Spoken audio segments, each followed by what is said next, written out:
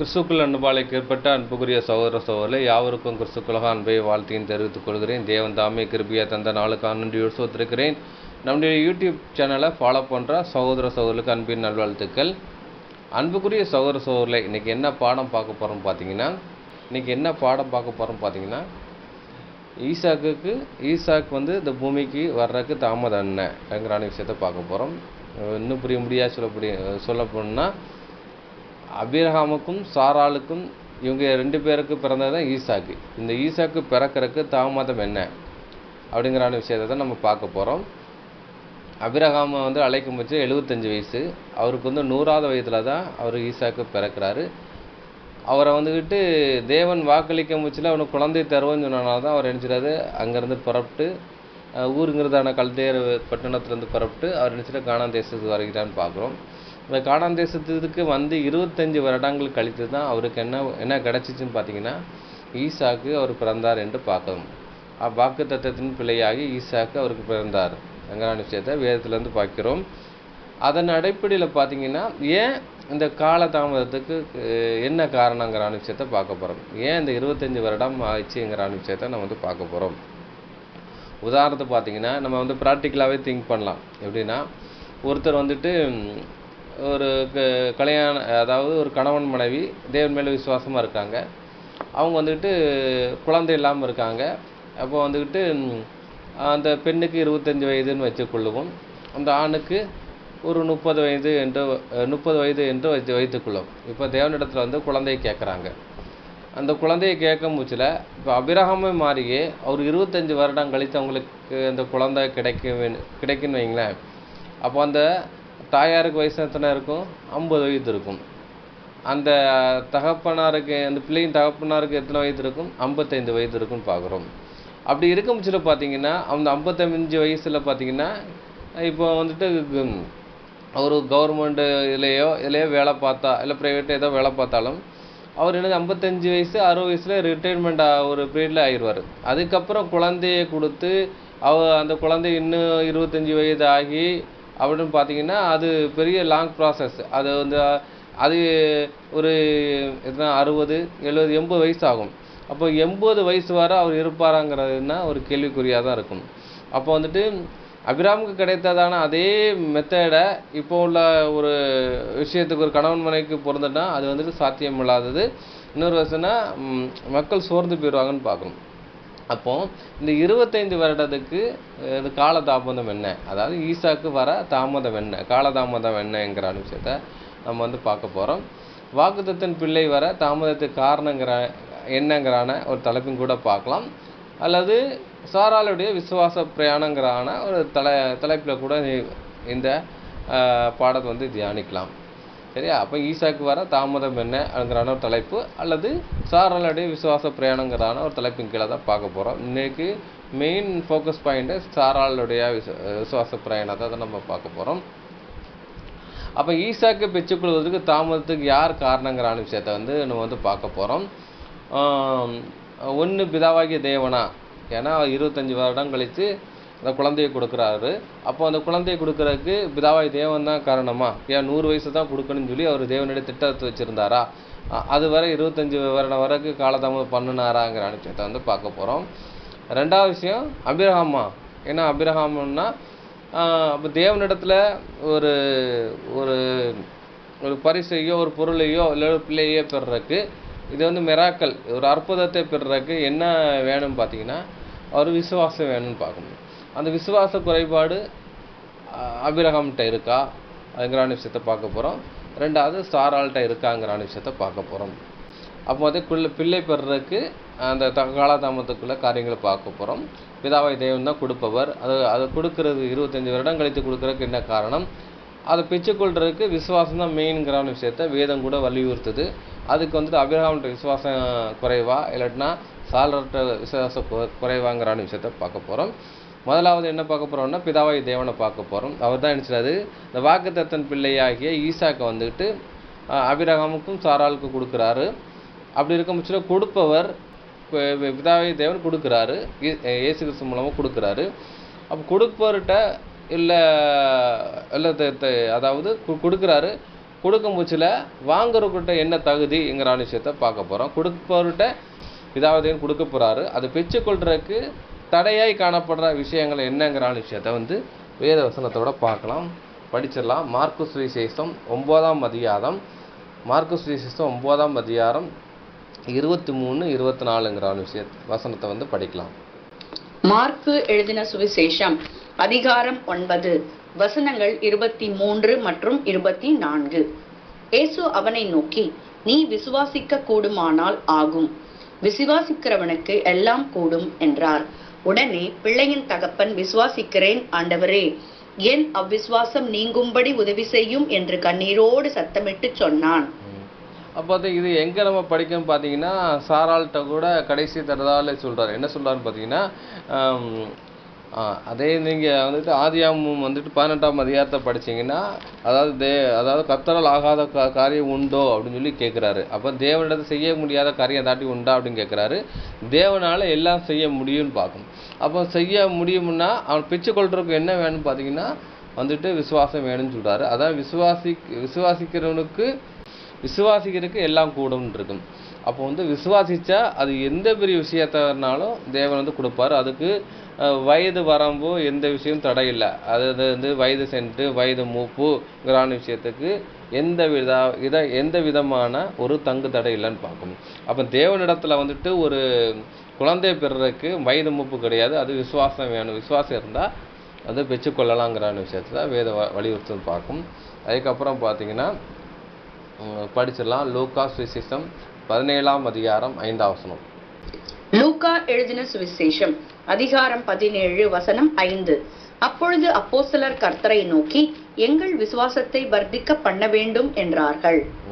இவன் பார்த்தீங்கன்னா ஏன் இந்த வசனத்தை படித்தேன்னு பார்த்தீங்கன்னா, ஏற்கனவே நம்ம முந்திரம் வசனம் படித்தோம். மார்க் 9, 23, 24 படிச்சிங்கன்னா, அங்கே ஒருத்தர் அற்புத அடையாளம் பிச்சைக்குள்ள முடியாது வர்றவர்கிட்ட இயேசு கிறிஸ்து சொல்கிறாரு, இந்த அற்புத அடையாளம் பிச்சைக்குள்ளனா விசுவாசம் வேணுங்கிற விஷயத்த சொல்கிறாரு. அப்போ விசுவாசத்தை வர்த்திக்க பண்ணுங்கிற விஷயத்த அவர் வந்து சொல்கிறாரு. அதுக்கப்புறம் பார்த்தீங்கன்னா அவர் வந்துட்டு விசுவாசிக்கிறதுக்கு எல்லாம் கூடுங்கிறான விஷயத்த கூட அவர் சொல்கிறான்னு பார்க்குறோம். அப்போ இங்கே பார்த்தீங்கன்னா இப்போ இங்கே என்ன சொன்னால் சீஷர்கள் கூட இருக்காங்க, அப்போஸ்தலர்கள். அப்போ கர்த்தரை நோக்கி எங்களுடைய விசுவாசத்தை வர்த்திக்க பண்ண வேண்டுங்கிற விஷயத்த கூட அவர் சொல்கிறான்னு பார்க்கணும். அப்போ பார்த்தீங்கன்னா இது என்னங்கிற விஷயத்த வந்து பார்க்க போகிறோம். ஏன்னா அங்கே ஒரு தெரியாதவர் அறியாதவர் வந்து தேவனிடத்தில் வந்து இயேசு கிறிஸ்துவை வந்துட்டு அற்புத அடையாளம் பண்ணுறதுக்கு கேட்க முடிச்சல விசுவாசம் வேணும்னு சொல்கிறாரு. அதே மாதிரி இங்கேயும் சொல்ல முடிச்சல, இங்கே ஒரு ஜபத்தை குறித்து சொல்கிறார். தேவனிடத்தில் பிதாவை நோக்கி ஜெபம் பண்ண முடிச்சல, நீங்கள் வந்துட்டு அந்த பிதாவை நோக்கி நீங்கள் ஜெபம் பண்ணச்சில அவர் உங்களுக்கு கொடுக்க வேணுமென்றால் விசுவாசம் வேணுங்கிற விஷயத்தை அவர் சொல்கிறாருன்னு பார்க்குறோம். அப்போ வந்து சீஷர்கள் அப்போஸ்தலர் அவர் கூடயே இருந்தாலும் கூட அவர்களுக்கு என்ன வேணும்னு பார்த்தீங்கன்னா விசுவாசம் வேணும். இவன் பார்த்தீங்கன்னா அப்போஸ்தலர் இயேசு கூட இருக்கிறாங்க, இருந்தாலும் கூட பிதாவை நோக்கி ஜெபம் பண்ண முச்சில அவங்களுக்கு என்ன தேவை? விசுவாசம் தேவை. அப்போ வந்து நாங்கள் இயேசு கூட பயணிக்க நான் சபை வகுப்பார் அப்படின்னு சொல்லிட்டு இருந்துக்கிட்டு நம்ம வந்துக்கிட்டு நம்ம கேட்டோம்னா விசுவாசம் இல்லாமல் கேட்டால் அது வலிக்காது. அதே மாதிரி இங்கே வந்துட்டு அபிரகாம்லோ சாராலோ என்ன பண்ணிட்டான் பார்த்தீங்கன்னா அவங்க விசுவாச பயணத்துக்குள்ளே வந்துடுறாங்க. தேவன் சொன்ன மாதிரி வந்துட்டோம், ஆனால் எனக்கு குழந்தைய கொடுங்க அப்படின்னு சொல்லி விசுவாசம் இல்லாமல் கேட்டாங்கன்னா வைங்களேன், அது அவங்களுக்கு கொடுக்க முடியுமா பார்த்தீங்கன்னா கொடுக்க முடியாது. ஏன்னா பிள்ளை எங்கே வேறு இடத்துலேருந்து வரல, இவங்களிடத்துல தான் வரணும். அது இவங்களுடைய கற்ப பிறப்புலேருந்து பிறக்க முடியும். ஆனால் பிறக்க முடியும். ஆதலால் இவங்களுக்குள்ள விசுவாசம் இருந்தால் தான் அதை நினைச்ச முடியும், பெற்றுக்கொள்ள முடியுங்கிற விஷயத்தை வேதவசனம் சொல்லப்படுது பார்க்கும். அந்த தேவனிடத்தில் பெற்றுக்கொள்றதுக்கு விசுவாசம் முதல் காரணமாக இருக்குங்கிற விஷயத்தை இங்கே வேதம் வலியுறுத்துன்னு பார்க்குறோம். அதனால தான் பார்த்தீங்கன்னா இந்த மார்க் 9ஆம் அதிகாரம் 24ஆம் வசனத்தில் அந்த பிள்ளையின் தகப்பன்னு சொல்கிறாரு, என்னச்சது என் அவிசுவாசம் நீங்கும்படி உதவி செய்யுங்கிற விஷயத்த சொல்கிறார் பார்க்கும். இங்கே வந்துக்கிட்டு லூக்கா சுவிசேஷத்தில் படிக்கும் பட்சத்தில் இங்கே வர்த்திக்க பண்ணுங்கிற விஷயத்த பேதர் சொல்கிறான்னு பார்க்கும். அப்போ இதுலேருந்து என்ன இதுலேருந்து என்ன தெரிஞ்சுக்கிறோன்னு பார்த்தீங்கன்னா, தேவனிடத்தில் ஒரு விஷயத்த நம்ம பெற்றுக்கொள்றதுக்கு விசுவாசம் மெயின். அது விசுவாசம் இல்லாட்டினா தேவனிடத்தை வர்த்திக்க பண்ணணும், அப்படின்னா தேவனுக்கு கொடுக்கணும் அது அப்படிங்கிற விஷயத்த வந்துட்டு நம்ம இது பண்ணணும் பார்க்கணும். அப்போ வந்துட்டு இங்கே வந்துட்டு 2 பேர்கிட்ட அபிரகாம்ட்டு சாராள்கிட்டையும் என்ன வேணும்னு பார்த்தீங்கன்னா அவங்கள்ட்ட என்ன வேணும்னு பார்த்தீங்கன்னா விசுவாசம் வேணுங்கிற விஷயத்த சொல்லப்படுதுன்னு பார்க்கும். அதுக்கப்புறம் படிச்சிடலாம். மார்க்கு சுவிசேஷம் 11ஆம் அதிகாரம் 24ஆம் வசனம் படிக்கலாம். மார்க்கு எழுதின சுவிசேஷம் அதிகாரம் 11 வசனம் 24. ஆதலால் நீங்கள் நின்று ஜெபம் பண்ணும்போது எவைகளை கேட்டுக்கொள்வீர்களோ அவைகளை பெற்றுக்கொள்வோம் என்று விசுவாசியுங்கள், அப்பொழுது அவைகள் உங்களுக்கு உண்டாகும் என்று சொல்லுகிறேன். அப்போ ஜெபங்கிறது என்னது? தேவனிடத்தில் விண்ணப்பம். அந்த விண்ணப்பத்தில் வந்துக்கிட்டு தேவன் தருவாருங்கிறான விஷயத்தை நம்ம வந்துட்டு தருவாருங்கிறான முழு நிச்சயத்தோடு இருந்து ஜெபம் பண்ணாதான் அது வந்துக்கிட்டு அந்த ஜெபத்தில் வேல்யூ இருக்குங்கிறான விஷயத்த சொல்கிறான்னு பார்க்கணும். அப்போ அந்த வந்துட்டு சாராள்கிட்டையும் அந்த அபிரகாம் சாராள்கிட்டையும் நம்ம வந்துட்டு தேவனிடத்தில் விண்ணப்பம் பண்ணியிருக்கோம், அவர் தருவாருங்கிறான விசுவாசம் அவங்கள்ட்ட இருந்தால் தான் அவங்க நினச்ச முடியும்னா இந்த ஈசாக்கை பெற முடியும் சொல்லப்படுதுன்னு பார்க்கணும். அதே மாதிரி நம்மள்கிட்டையும் கூட தேவனிடத்தில் ஒரு விண்ணப்பம் வைக்கிறோம். அந்த விண்ணப்பம் வைக்கும் போச்சில் தேவன் தருவார், நமக்கு கண்டிப்பான முறையில் தருவாருங்கிறான விசுவாசத்தோடு கேட்டால் தான் அது பழிக்குங்கிறான விஷயத்த சொல்லப்படுதுன்னு பார்க்கணும். அப்போது பிதாவாகி தேவன் வந்துக்கிட்டு ஒரு விஷயத்தை கொடுக்க வேண்டுமென்றால், பிள்ளையோ இல்லை ஆசீர்வாதத்தை கொடுக்க வேண்டுமென்றால் அது வந்து விண்ணப்பம் பண்ணுறவங்கள்ட்ட என்ன இருக்கணும்னா விசுவாசம் மிகவும் அவசியமாக இருக்குன்னு பார்க்கணும். அப்போது விசுவாசம் இருந்தால் ஆட்டோமேட்டிக்கலாக என்ன ஆகிரும் பார்த்தீங்கன்னா நம்ம பிதாவாகி தேவன் அங்கே ஆசீர்வாதத்தை கொடுத்துருவான்னு பார்க்குறோம். இதை தான் நீங்கள் மத்தேயு 21-22லையும் விசுவாசத்தினால் நீங்கள் ஜெபத்தில் என்ன கேட்குறீங்களோ அதை பெற்றுக்கொள்வீர்கள் என்கிறான விஷயத்தை கூட மத்தேயுவில் அங்கே ரெக்கார்ட் பண்ணியிருக்குன்னு சொல்லி சொல்லப்படுதுன்னு பார்க்கணும். அடுத்தபடியான அன்புக்குரிய சகோதரர்களே, பிதாவாகி தேவன் ஒரு மனிதனுக்கு ஆசீர்வாதத்தையோ இல்லாட்டினா அபிராமோ சாராளுக்கோ குழந்தையை கொடுக்கறதுக்கு தடையான ஒரு காரியத்தை வந்து பார்க்க போகிறோம். படிச்சிடலாம். யோவான் 9ஆம் அதிகாரம் 31ஆம் வசனம். யோவான் எழுதின சுவிசேஷம் அதிகாரம் 9 வசனம் 31. பாவிகளுக்கு தேவன் செவி கொடுக்கிறதில்லை என்று அறிந்திருக்கிறோம். ஒருவன் தேவ பக்தி உள்ளவனாயிருந்து அவருக்கு சித்தமானதை செய்தால் அவனுக்கு செவி கொடுப்பார். பிதாவாகி தேவன் ஒரு ஆசீர்வாதத்தையோ இல்லாட்டினா அபிராம் சாராளுக்கு ஒரு குழந்தைய கொடுக்க வேண்டுமென்றால் அவங்க யாராக இருக்கக்கூடாது பார்த்தீங்கன்னா பாவியாக இருக்கக்கூடாதுன்னு பார்க்கும். அப்படி பார்க்கும்போது பார்த்தீங்கன்னா இவங்க பாவியான்னு பார்த்தீங்கன்னா கிடையாது. அபிராம் சாரால் வந்துட்டு நீதிமானுடைய சந்ததிங்கிற விஷயம் சொல்லப்படுதுன்னு பார்க்குறோம். அப்போ பார்த்தீங்கன்னா அபிரகாம என்ன சொல்ல நீதிமான் என்று சொல்லப்படுது. இன்னொன்று பார்த்தீங்கன்னா ஒருவன் தேவ பக்தி உள்ளவனாக இருந்து அவருக்கு சித்தமான செய்து அவருக்கு செவி கொடுப்பார். அப்போ வந்துட்டு தேவன் தரிசனமாகி உன்னோட ஊரையும் இனத்தையும் விட்டுட்டு நான் காமிக்கிற தேசத்துக்கு வான்னு சொன்னோடனே அவர் ஊர் இனம் அதுக்கப்புறம் தகப்பனை விட்டுட்டு என்ன பண்ணார் பார்த்தீங்கன்னா அவர் நினச்சிடாரு, அவர் தெரியாத ஒரு ஊருக்கு அறியாத ஊருக்கு நினச்சிடாரு வந்து பிரயாணப்பட்டு போகிறான்னு பார்க்கணும். அப்போ தேவன் மேலே இருக்கிற அந்த பக்தி நிமித்தமும் அந்த விஷயம் பக்தி பற்றி அது விசுவாசம் கூட இருக்கலாம். அதனால தான் என்ன பண்ணுறாரு பார்த்தீங்கன்னா அவர் போகிறான்னு பார்க்குறோம். அப்போ பார்த்தீங்கன்னா தேவன் ஒரு ஆசீர்வாதத்தை கொடுக்கறதுக்கு தடையான காரியத்தை என்னன்னு பார்த்தீங்கன்னா அவர் பாவியாக இருக்கணும். பாவியாக இருந்தால் அவருக்கு வந்துக்கிட்டு அவருடைய ஜெபத்துக்கு வந்துட்டு தேவன் செவி கொடுப்பதில்ல. தேவனை வந்துட்டு அவருக்கு ஒரு ஆசீர்வாதத்தை கட்டளையிடலை. அதாங்கிற விஷயம். ரெண்டாவது அந்த மனுஷன்னு வந்துட்டு நீதிமானாக இருக்கணும், ஆனால் தேவ பக்தி உள்ளவனாக இருக்கும். தேவ பக்திங்கிற மீன்ஸ் என்னென்னா தேவன் மேலே ஒரு விசுவாசம் உள்ளவனாக இருக்கணும். அதை விஷயத்தை அடையாளப்படுத்துது. அப்படி இருந்தால் தேவன் விஷயத்தில் பார்த்தீங்கன்னா ஒரு ஆசீர்வாதத்தை கட்டளையிடுவார். இந்த ஆசீர்வாதம் மீன் என்னென்னா அது எதுனால இருக்கலாம்னு பார்க்கும். அப்படி இருக்கும்ச்சுன்னா பிள்ளை பெறுறதுக்கு இந்த குவாலிஃபிகேஷன் யாருக்கு அவசியம்னு பார்த்தீங்கன்னா அந்த அபிரகாமுக்கு சாராளுக்கு இருக்கணும்னு சொல்லி சொல்லப்படுதுன்னு பார்க்கும். அடுத்தபடியாக பிதாவாகி தேவன் ஒரு மனிதனுக்கு ஆசீர்வாதம் கொடுக்கறதுக்கு இன்னொரு விஷயத்தை நம்ம பார்த்தலாம். 1 பேதுரு 3ஆம் அதிகாரம் 12ஆம் வசனம். பேதுரு எழுதின முதலாம் நிருபம் அதிகாரம் 3 வசனம் 12. கர்த்தருடைய கண்கள் நீதிமான்கள் மேல் நோக்கமாயிருக்கிறது, அவருடைய செவிகள் அவர்கள் வேண்டுதல்களுக்கு கவனமாயிருக்கிறது. தீமை செய்கிறவர்களுக்கோ கர்த்தருடைய முகம் விரோதமாய் இருக்கிறது. இப்போ இந்த கேட்டகரியில் பார்த்தீங்கன்னா அபிரகாம் யார் ஒரு நீதிமானாக இருக்கிறான்னு பார்க்கும். அதனால் பார்த்தீங்கன்னா கர்த்தருடைய கண்கள் நீதிமான்மையின் நோக்கமாக இருக்கிறது, அவருடைய செவிகளுக்கு அவர் வேண்டுதலுக்கு கவனமாக இருக்கிறான்னு இருக்கு. அப்போ வந்து அவர் வந்துட்டு அவர் சொன்ன மாதிரி தேசத்துக்குள்ளே வந்துடுறாரு, கானான் தேசத்தில் வந்துடுறாரு. வந்தவொடனே கேட்குறாரு, நீங்கள் சொன்ன மாதிரி வந்துட்டேன் என்னை பிள்ளை கேட்குறாரு. அப்போ என்ன சொல்லுவார் பார்த்தீங்கன்னா அவர் கொடுப்பேங்கிற விஷயத்த ஒரு ப்ராமிஸ் பண்ணுறாருன்னு பார்க்கும். எங்கே அந்த கானான் தேசத்துக்குள்ளே வந்தவொடனே ப்ராமிஸ் பண்ணுறாரு. ஆனாலும் வந்து கேட்டதுக்கப்புறமும் என்ன செய்யுது காலதாமதம் ஆகுது. ஏன்னா 25 வருஷம் காலதாமதம் ஆகுதுன்னு பார்க்கும். அது அவர் என்ன கேட்குறாருன்னா வசனத்தை ஆதாரத்தோடு பார்க்கலாம். அவர் வந்துட்டு நீ குழந்தை தரேன்னு சொல்கிறீங்களே, எலியேசர் இருக்கார், அவர் வீட்டில் ஒரு பையன் இருக்கா, அவன் தான் அந்த ஆசிரமத்து பிள்ளையா அப்படின்னு கேட்க, இல்லை அவனோட கற்ப பிறப்பில் தான் பிறப்பாருங்கிறான விஷயத்த கூட அவர் சொல்கிறான்னு பார்க்கணும். அப்போது அவர் சொல்லியும் அந்த தேசத்துக்குள்ளே வந்தும் அவர் என்ன செய்யறாரு பார்த்து, கானான் தேசத்தில் வந்து 25 வருடங்கள் இதுதான் அவர் நினைச்சிருது அவருக்கு குழந்தை கொடுக்கப்படுதுன்னு பார்க்கணும். அப்போ பார்த்தீங்கன்னா அப்போ பிதாவாய் தேவனிடத்துல என்ன இல்லைன்னு பார்த்தீங்கன்னா அவர்கிட்ட வந்துக்கிட்டு கொடுக்கறதுக்கு காலதாமம் அது 25 வருஷம் கழித்து கொடுக்கறதுக்கு எந்த காலதாமதம் இல்லை.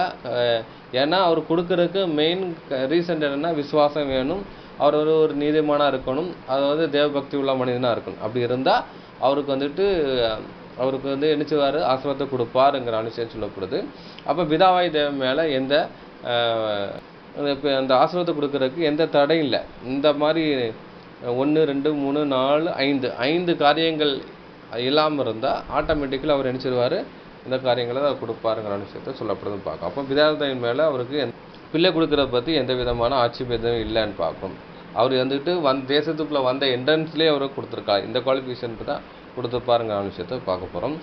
அப்போ வந்துட்டு இந்த விசுவாசம் இந்த தேவபக்தி என்கிறான விஷயத்தை கூட நம்ம பார்க்க போகிறோம். அது ஆபிரகாம்கிட்ட இருக்காங்கிறான விஷயத்த பார்க்க போகிறோம். படிச்சலாம். எபிரேயர் 11ஆம் அதிகாரம் 1ஆம் வசனம். எபிரேயருக்கு எழுதின நிருபம் அதிகாரம் 11 வசனம் 1. விசுவாசமானது நம்பப்படுகிறவைகளின் உறுதியும் காணப்படாதவைகளின் நிச்சயமுமாய் இருக்கிறது. விசுவாசம் வந்து நம்பப்படுதல உறுதியும் காணப்படாத நிச்சயமா இருக்கிறதுன்ட்டு அதில் முன்னோர்கள் நற்சாட்சி பெற்றார்கள். அந்த முன்னோர் யாரு பார்த்தீங்கன்னா ஆபிரகாம்னு பார்க்குறோம். அப்போ விசுவாசமான நம்பப்படுதலும் உறுதி காணப்படாத நிச்சயம்னு இருக்கு. அப்போ என்னது விசுவாசிக்கிறாரு ஆபிரகாமர், அது உறுதியாக இருக்கிறாரு, விசுவாசம் நம்பப்படுதல் உறுதியாக இருக்காது, காணப்படாத நிச்சயமாக இருக்கார். அப்படின்னு பார்த்தீங்கன்னா அவர் கானான் தேசத்தை பார்க்கல, பிள்ளையை பார்க்கல, ஆனாலும் என்ன பண்ணுறாரு பார்த்தீங்கன்னா அது மேலே உறுதியாக இருக்கிறார். அதனால் பார்த்தீங்கன்னா அவர் வந்து பிள்ளை பின்னாடி பிச்சு கொடுறான்னு பார்க்கும். அப்போ அவர்கிட்ட விசுவாசம் இல்லைன்னா அவர் அந்த தேசத்துலேருந்தே வந்து வெளியே வந்திருக்க மாட்டார். அப்போ என்ன சொல்லிப்பார், நீங்கள் பிள்ளையை கொடுங்க, அதுக்கு அவர் தேசத்தில் வந்து வர்றன்னு இருப்பார். ஆனால் அவர் சொல்லலை, உங்கள் குழந்தையை தருவோன்னு சொன்ன உடனே அவர் தேசத்துலேருந்து 1250 கிலோமீட்டர் ட்ராவல் பண்ணி அனுப்பிச்சிட்டாரு. பார்த்தீங்கன்னா அவர் வாரான்னு பார்க்குறோம். வந்து என்ன பண்ணுறாரு பார்த்தீங்கன்னா தேசத்துக்குள்ளே வரான்னு பார்க்குறோம். அப்போ வந்து அவருக்கு விசுவாசம் இல்லாமல் என்ன பண்ணியிருக்க முடியாதுன்னு பார்த்தீங்கன்னா தேசத்துலேருந்து வந்திருக்க முடியாதுன்னு பார்க்கணும். ஆனால் அவருக்கு விசுவாசம் இருக்குதுங்கிற விஷயத்த சொல்லப்படுது. அதே எபிரேயர் 11ஆம் அதிகாரம் 6ஆம் வசனம் படிச்சலாம். எபிரேயருக்கு எழுதின நிருபம் அதிகாரம் 11 வசனம் 6. விசுவாசம் இல்லாமல் தேவனுக்கு பிரியமாய் இருப்பது கூடாத காரியம். ஏனென்றால் தேவனிடத்தில் சேருகிறவன் அவர் உண்டென்றும் அவர் தம்மை தேடுகிறவர்களுக்கு பலன் அளிக்கிறவர் என்றும் விசுவாசிக்க வேண்டும். அப்போ இந்த விசுவாசம் இல்லாமல் தேவனுக்கு பிரியமா இருப்பது கூடாத காரியம். ஏனென்றால் தேவனிடத்தில் சேர்கிறவன் அவர் உண்டென்றும் அவர் தம்மை தேடுவதற்கு பலன் அளிக்கிறார் என்று விசுவாசிக்க வேண்டும். இந்த விசுவாசம் யாருக்கு இருந்துச்சுன்னு பார்த்தீங்கன்னா ஆபிரகாமுக்கு இருந்துச்சுன்னு பார்க்கும். பின்னாடி வசனங்கள்லாம் படிக்கும் பட்சம் பார்த்தீங்கன்னா அவர் வந்துக்கிட்டு நோவா குறித்து சாட்சி கொடுக்குறாரு. அந்த சாட்சி வசனத்தில் பார்த்தீங்கன்னா 8ஆம் வசனத்தில் சொல்ல முடிச்சல பார்த்தீங்கன்னா அவர் வந்துக்கிட்டு ஆபிரகாமை குறித்து சொல்கிறாரு. என்ன சொல்கிறாரு பார்த்தீங்கன்னா, விசுவாசத்தினால் ஆபிரகாம் தான் சுதந்திர போகிற இடம் அழைக்கப்பட்ட போது கீழ்ப்படிந்து தான் போகும் இன்னும் இன்னதென்று அறியாமல் புறப்பட்டு போனான்ங்கிற விஷயத்தை அவர் சொல்கிறான்னு பார்க்கணும். அப்போ அவர்கிட்ட என்ன இருந்துச்சு பார்த்தீங்கன்னா விசுவாசம் இருந்துச்சுங்கிற விஷயம் சொல்லப்படுது. எபிரேயர் 11:8. எபிரேயருக்கு எழுதின நிருபம் அதிகாரம் 11 வசனம் 8.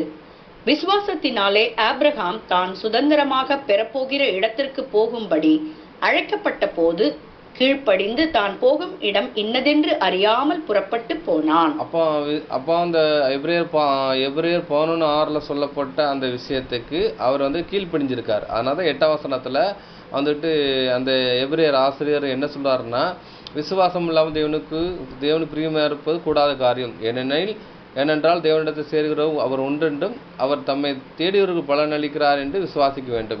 அப்படி விசுவாசித்து தான் என்ன பண்ணுறா பார்த்தீங்கன்னா ஆபிரகாம் என்ன பண்ணுறா பார்த்தீங்கன்னா விசுவாசத்தினாலே ஆபிரகாம் தான் சுதந்திரித்த போகிற இடத்து போகும்படி அழைக்கப்பட்ட போது கீழ்ப்படிந்து தான் போகும் இடம் என்னதென்று அறியாமல் புறப்பட்டார். அந்த இடம் என்னதுன்னு தெரியாது, வழித்தடம் கூட தெரியாது. அவர் நினைச்சாரு கேட்டு நினைச்சிட்டு இருப்பார், போயிருப்பார். ஏன்னா கிட்டத்தட்ட 1250 கிலோமீட்டர் ட்ராவல் பண்ணி போகிறான்னு பார்க்கும். அப்போ பார்த்தீங்கன்னா அவர் விசுவாசத்துக்கு இருந்தனால தான் நினச்சாரு தன்னோட தேசத்தையும் இந்த இனத்தையும் தன்னோட தகப்பனையை விட்டுட்டு, தகப்பனை எங்கே விட்டாரு? ஆரானில் இருக்க தன்னோட சகோதர இடத்துல போய் அங்கே விடுறாரு. அப்போ அங்கே மறிக்கிறாரு. அந்த காரியங்கள்லாம் முடிச்சுட்டு நினச்சாரு பார்த்தீங்கன்னா அவர் அங்கேருந்து செல்கிறான்னு பார்க்கும். இதான் ஒரு விஷயம். அதை தான் வந்துட்டு யாக்கோப்பு நிருபத்தில் சொல்கிறான்னு பார்க்கும். யாக்கோப்பு 2ஆம் அதிகாரம் 22, 23 வசனம் படிச்சலாம். யாக்கோபு எழுதின நிருபம் அதிகாரம் 2 வசனங்கள் 22, 23. விசுவாசம் அவனுடைய கிரியைகளோடே கூட முயற்சி செய்து கிரியைகளினாலே விசுவாசம் பூரணப்பட்டதென்று காண்கிறாயே. அப்படியே ஆபிரகாம் தேவனை விசுவாசித்தான், அது அவனுக்கு நீதியாக எண்ணப்பட்டது என்கிற தேவ வாக்கியம் நிறைவேறிற்று. அவன் தேவனுடைய சிநேகிதன் எண்ணப்பட்டான். அப்போ விசுவாசம் என்னது? அவருடைய கிரியை கூட முயற்சி செய்து, அதுக்கு முயற்சி செய்து கிரியினாலே விசுவாசம் பூர்ணமாக்கப்பட்டது. அப்போ வந்து எங்கே அது கிரியைக்கு செய்யப்பட்டது? ஊர் என்ற கல்லியர் பட்டணத்திலிருந்து புறப்பட்டது. அந்த அந்த புறப்பட்ட விஷயம் என்னென்னா அவருடைய கிரியை செய்கிறது. அங்கேருந்து அவர் கிரியை ஸ்டார்ட் ஆகிருது. கிரியை செய்து அது என்ன விசுவாசமான அவருடைய கிரியை கூட முயற்சி செய்து விசுவாசம் பூர்ணப்பட்டதுன்னு சொல்லப்பட்டது. அப்போ விசுவாசம் அப்போவே பூர்ணமாக விசுவாசம் இருந்ததுனால தான் அவர் வந்தார். இல்லை அவர் சந்தேகத்தோடு புறப்பட்டுருப்பாரா? அவர் சந்தேகத்தோடு புறப்பட்டுருந்தா அவருக்கு என்ன இருக்காது பார்த்தீங்கன்னா, அவருக்கு வந்துட்டு அந்த காரியங்களே வந்திருக்காது. 2 மனசாக இருந்தால் அந்த காரியத்தில் என்ன செய்யாது? தலையிட்டு இருக்க மாட்டார். இப்போ ஒரு காரியத்தில் நம்ம இறங்குறோம், 2 மனசாக இருந்தால் இந்த காரியத்தில் இறங்குவோமா? இறங்க மாட்டோம்.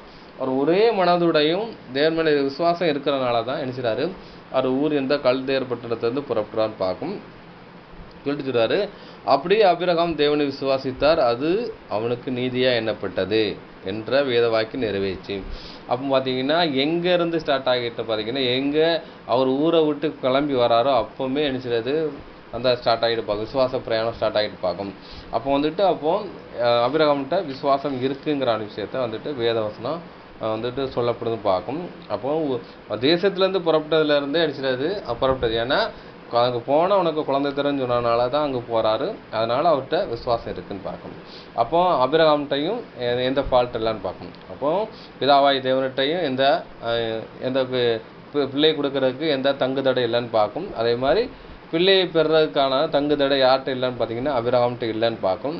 அதுக்கப்புறம் சாராள்கிட்ட இருக்காங்கிற விஷயத்த வந்து பார்க்க போகிறோம். படிச்சிடலாம். ரோமர் 4ஆம் அதிகாரம் 19 to 23 வசனம் வரைக்கும் படிச்சிடலாம்.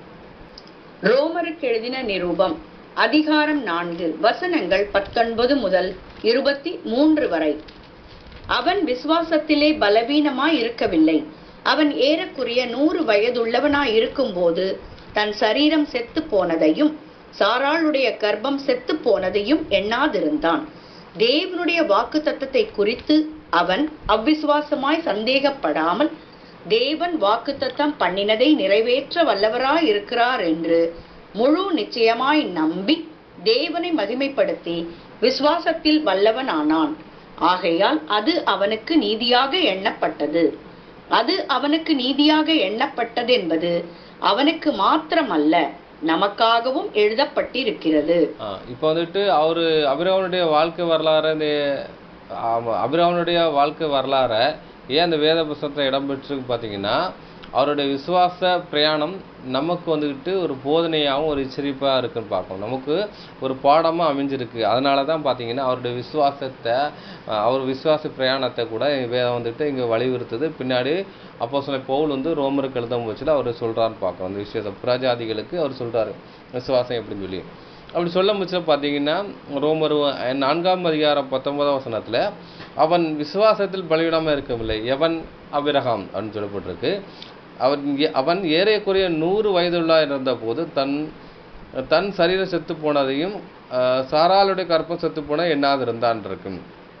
அப்போ வந்துட்டு இங்கே சொல்லப்படும். அப்போ இவருக்கு 100 வயதுனா சாராளுக்கு என்னது 90 வயது இருக்கும் 90 வயது இருக்கும் சொல்லப்பட்டிருக்கு பார்க்கும்.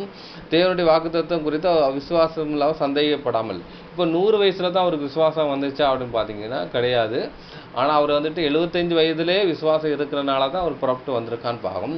அந்த 100 வயதுலையும் என்ன 100 வயதில் அவர் கண்டிஷன் என்ன இருக்குன்னா, அப்போ முதியோர் கண்டிஷன். அவன் பார்த்தீங்கன்னா பிள்ளை பெறக்கு எந்த சாத்தியமும் இல்லை. அப்படி இருக்கும் சொல்லி விசுவாசமாக இருக்கான்னு சொல்லி சொல்லப்படுது. அதே மாதிரி பார்த்தீங்கன்னா அவர் 75 வயதில் இருக்கும் பட்சத்தில் பார்த்தீங்கன்னா அங்கே பிள்ளை பிறக்கிறக்கான அவருக்கு அந்த கண்டிஷனில் இருந்தாலும் கூட அவர் என்ன செய்கிறார் பார்த்தீங்கன்னா விசுவாசிக்கிறார். அதுக்கு நீதியாக என்னப்படுதுங்கிற விஷயத்த சொல்லப்படுதுன்னு பார்க்குறோம். இப்போ ஆபிரகாமுடைய விசுவாசத்தையும் பார்த்தோம். அங்கே சாராளை குறித்து அங்கே சொல்லப்பட்டிருக்கும். முதல்ல ரோமருக்கு எழுத முடிச்சுட்டு அவர் சொல்ல முடிச்சல ஆபிரகாமை தான் அவர் வந்துட்டு ஃபோக்கஸ் பண்ணி சொல்கிறான்னு பார்க்கணும். அதே வந்துக்கிட்டு பவுல் ரோமருக்கு எழுதின பவுல் வந்துக்கிட்டு எப்ரேயரில் எழுத முடிச்சுன்னு சொல்கிறாரு. அங்கே வந்துட்டு பார்த்தீங்கன்னா ரோமருக்கு எழுதுறாரு பவுல் வந்துக்கிட்டு ரோமர் புறஜாதிக்கு எழுத போச்சில் ஆபிரகாமுடைய விசுவாசத்தையும் சாராளுடைய விசுவாசத்தை குறித்து சொல்கிறாரு. சொல்லி அங்கே என்ன சொல்கிறாரு பார்த்தீங்கன்னா அவருக்கு விசுவாசம் சொல்கிறாரு. அப்போ வந்துட்டு ஆபிரகாமுக்கு 100 வயது, சாராளுக்கு 90 வயது இருக்குது. அப்போ தான் என்ன சொல்ல பார்த்தீங்கன்னா சாராளுக்கு விசுவாசம் வருதுன்னு பார்க்க. ஆனால் ஆபிரகாமுக்கு வந்துட்டு பார்த்தீங்கன்னா அவர் 75 வயதில் விசுவாசம் வந்துட்டுன்னு சொல்லப்படுதுன்னு பார்க்கும். படிச்சிடலாம். எபிரேயர் 11ஆம் அதிகாரம் 11-12 வசனம் படிச்சிடலாம். எபிரேயருக்கு எழுதின நிருபம் அதிகாரம் 11 வசனங்கள் 11 மற்றும் 12. விசுவாசத்தினாலே சாராளும் வாக்குத்தத்தம் பண்ணினவர் உண்மை உள்ளவர் என்று எண்ணி கர்ப்பம் தரிக்க பலனடைந்து வயது சென்றவளாயிருந்தும் பிள்ளை பெற்றாள். ஆனபடியால் சரீரம் செத்தவன் என்று எண்ணத்தகும் ஒருவனாலே வானத்திலுள்ள பெருக்கமான நட்சத்திரங்களைப் போலவும் கடற்கரையில் உள்ள எண்ணிறந்த மணலைப் போலவும் மிகுந்த ஜனங்கள் பிறந்தார்கள். இப்போ வந்துட்டு ஆபிரகாமுடைய விசுவாசத்தை நம்ம பார்த்தோம். அவர் எங்கே இருந்துன்னா அவருடைய ஊருங்கிறதான கல்தேர் பட்டணத்தில் இருந்து நம்ம வந்து வெளியே வந்தார் பார்க்கும். ஊருங்கிற விஷயம் என்னென்னா கல்தேர் பட்டணத்தில் இருந்தால் அவர் இருந்த ஊர். நம்ம ஊருன்னா நம்ம நினச்சிவோம் நம்ம வந்துட்டு ஒரு பர்டிகுலர் ஒரு இடத்த கூட ஊருஞ்சிடுவோம், இந்த ஊர்லேருந்து அந்த ஊர் அப்படிமா. ஆனால் அவர் வசித்த இடமே பேரே ஊருங்கிறான ஒரு தேசம் பார்க்கும். அவர் விசுவாசத்தினால் சாரால் வாக்குத்தத்தம் பண்ணினவர் உண்மை உள்ளவர் என்று எண்ணி கற்பம் தெரித்து பலன் அடைந்துருக்கு. வயது சென்றாவனா போது பிள்ளை பெற்றால் இருக்கு. இப்போ வந்து சாராளுக்கும் அவங்களுக்கு என்ன இருந்துச்சு பார்த்தீங்கன்னா விசுவாசம் இருந்துச்சு. அதனால தான் பிள்ளை பெற்றாங்கங்கிறான விஷயத்த இங்கே எபிரேயர் ஆசிரியர் இங்கே வந்து ரெக்கார்ட் பண்ணுறான்னு பார்க்கணும். அப்போ வந்து தேவனிடத்தில் வந்து ஒரு ஆசீர்வாதத்தையோ ஒரு பிள்ளையோ அவங்க பெறறதுக்கு எது தான் மெயினாக வேணும்னு பார்த்தீங்கன்னா விசுவாசம் என்று மெயினாக வேணுங்கிற விஷயத்தை நம்ம படித்தோம். அப்போ இவங்களுக்கு விசுவாசம் இருந்துச்சு. அப்போ இவங்களோட விசுவாசம் எப்படி வந்தது அவங்கிறான விஷயத்த வந்து நம்ம பார்க்க போகிறோம். அப்போ வந்து அங்கே என்ன பண்ணா ரோமரில் படிக்கும் போச்சுல அவங்க 100 வயது இருந்தால் போச்சுல அப்படின்னு சொல்லி சொல்லப்பட்டிருக்கு பார்க்கும். இப்போ ஆபிரகாமுக்கு 100 வயதாக இருக்கும் போச்சுன்னா சாராளுக்கு எந்த வயதாக இருந்துச்சுங்கிற விஷயத்த வந்து பார்க்க போகிறோம். அப்போ அந்த வயதில் தான் என்ன பண்ணு பார்த்தீங்கன்னா அவங்களுக்கு ஒரு விசுவாசம் வந்துச்சுங்கிற விஷயத்த இங்கே சொல்லப்படுதுன்னு பார்க்கும். அது கூட படிச்சிடலாம். ஆதியாகமம் 17ஆம் அதிகாரம் 17ஆம் வசனம். ஆதியாகமம் அதிகாரம் 17 வசனம் 17. அப்பொழுது ஆபிரகாம் முகங்குப்புற விழுந்து நகைத்து 100 வயதானவனுக்கு பிள்ளை பிறக்குமோ 90 வயதான சாராள் பிள்ளை பெறுவாளோ என்று தன் இருதயத்திலே சொல்லிக் கொண்டு. இப்போ வந்து அங்கே வந்து நகைத்து அப்படின்னு சொல்லி சொல்லப்பட்டிருக்கு. அப்போ ஏன் அந்த நகைத்துங்கிற விஷயத்த படிக்கும் சொல்லி பார்த்தீங்கன்னா அவர் 100 வயதுலேயும் 90 வயதில் பிள்ளை பிறக்கும்னு சொல்லி சொன்னவொன்னே அவர் நகைத்துன்னு சொல்லியிருக்கு. அப்போ நகைத்துன்னு சொன்னோடனே மற்றவங்க என்ன நினைப்பாங்க, இல்லை அவர் வந்துட்டு அதை வந்துட்டு கிண்டல் பண்ணுற மாதிரி அப்படின்னு நினச்சிருப்பாங்க. இந்த நகைப்புங்கிற விஷயம் சொல்ல பார்த்தீங்கன்னா இங்கே வந்துட்டு ஆபிரகாமுக்கு விசுவாசம் இல்லைன்னு சொல்லி சொல்கிற ஒரு குரூப்பு இருக்குது, ஏன்னா இந்த வசனத்தை பிடிச்சிக்கிட்டு. ஆனால் என்ன சொல்கிறாருன்னு பார்த்தீங்கன்னா அவர் நகைத்துங்கிற விஷயம் என்னென்னா அவர் வந்துக்கிட்டு அதை சந்தோஷப்படுறாருன்னு பார்க்குறோம். எப்படி என்றால் ஒரு குழந்தை வந்துட்டு ஒரு தகப்பன்ட்ட ஒரு சைக்கிள் வாங்கி கேட்டுக்கிட்டே இருக்குது. அந்த தகப்பன் வந்துக்கிட்டு வாங்கி தரேன்னு சொல்கிறாரு. திடீர்னு வந்து சர்ப்ரைஸ் கொடுக்குறக்காக அந்த தகப்பன் வந்துக்கிட்டு வந்து என்ன செய்கிறாரு, அந்த சைக்கிள் கொண்டு வந்து அவர் முன்னாடி நிப்பாட்டினா அந்த குழந்தை என்ன செய்யும், அழுகுமா சிரிக்குமா? அந்த குழந்தை ரொம்ப சந்தோஷப்பட்டு கைத்தட்டி ஆரவாரம் பண்ணி ரொம்ப நகைக்கும். நகைப்புன்னு சிரிப்பு அப்படி தானே? அதே மாதிரி பார்த்தீங்கன்னா சிரிப்பு எப்போ வருது அப்படின்னு பார்த்தீங்கன்னா ஒரு என்னென்ன எல்லா இடங்காத சந்தோஷம் ஆரம்பிச்சிருக்கு தான் அந்த சிரிப்பு வரும் பார்க்கும். அதன் அடிப்படையில் பார்த்தீங்கன்னா இவர் வந்துட்டு தேவன் வந்துட்டு 100 வயசில் கொடுக்க போகிறாருன்னு சொன்ன முச்சில் அவருக்கு கொடுக்க போகிறாருன்னு சொன்ன முச்சில் பார்த்தீங்கன்னா அவருக்கு ஒரு சந்தோஷம் வருது. அப்போ அந்த சாராளுக்கு என்னச்சு பார்த்தீங்கன்னா 90 வயசில் தான் என்ன பண்ணுறோம் பார்த்தீங்கன்னா அந்த ஆசீர்வாதத்தை பெற்றுக்கொள்றதுக்கு அந்த விஷயம் வருதுன்னு பார்க்குறோம். அப்போ வந்துட்டு நம்ம ஆபிரகாமுடைய விசுவாசத்தை நம்ம பார்த்துட்டோம். சாராளுக்கு எப்போ விசுவாசம் வந்ததுங்கிற விஷயத்தை வந்து நம்ம பார்க்க போகிறோம். ஆபிரகாம் தேசத்தை விட்டு வர முச்சில் அவருக்கு வந்துட்டு 75 வயது, சாராளுக்கு வந்து 65 வயதுன்னு பார்க்குறோம். அப்போ ஒரு பெண் வந்துக்கிட்டு எத்தனை வயதில் வந்துக்கிட்டு குழந்தை பிறக்குள்ள தகுதி இழக்கிறாங்கிற விஷயத்த வந்துட்டு ஒரு ஏஐட்ட கேட்டால் அப்படி கேட்க முடிச்சு பார்த்தீங்கன்னா சாட் ஜிபிடி ஒரு கொஸ்டின் கேட்க முடிச்சல, அது என்ன சொல்லிச்சு பார்த்தீங்கன்னா, ஒரு பெண் வந்துட்டு 55 வயதில் வந்துட்டு இப்போ ஒரு பெண் வந்து 55 வயதில் குழந்தை பெறும் தகுதியை இழக்கிறாருங்கிற விஷயத்தை சொல்லப்படுது. அப்போ வந்து 45 வயசுக்கு 40லேருந்து 45 வயசுலேருந்து இந்த குழந்தை பெறுற பெண்களுக்கு வந்துட்டு 40லேருந்து 45 அந்த 40லேருந்தே குழந்தை பெறுற தகுதியை கொஞ்சம் இழந்துக்கிட்டு வராங்கன்னு சொல்லப்படுது. கிட்டத்தட்ட 55 வயது ஆரம்பிச்சில் பார்த்தீங்கன்னா அவங்க குழந்தை பெறுற அந்த தகுதியை இழக்கிறாங்கங்கிற விஷயம் சொல்லப்படுது பார்க்கும்.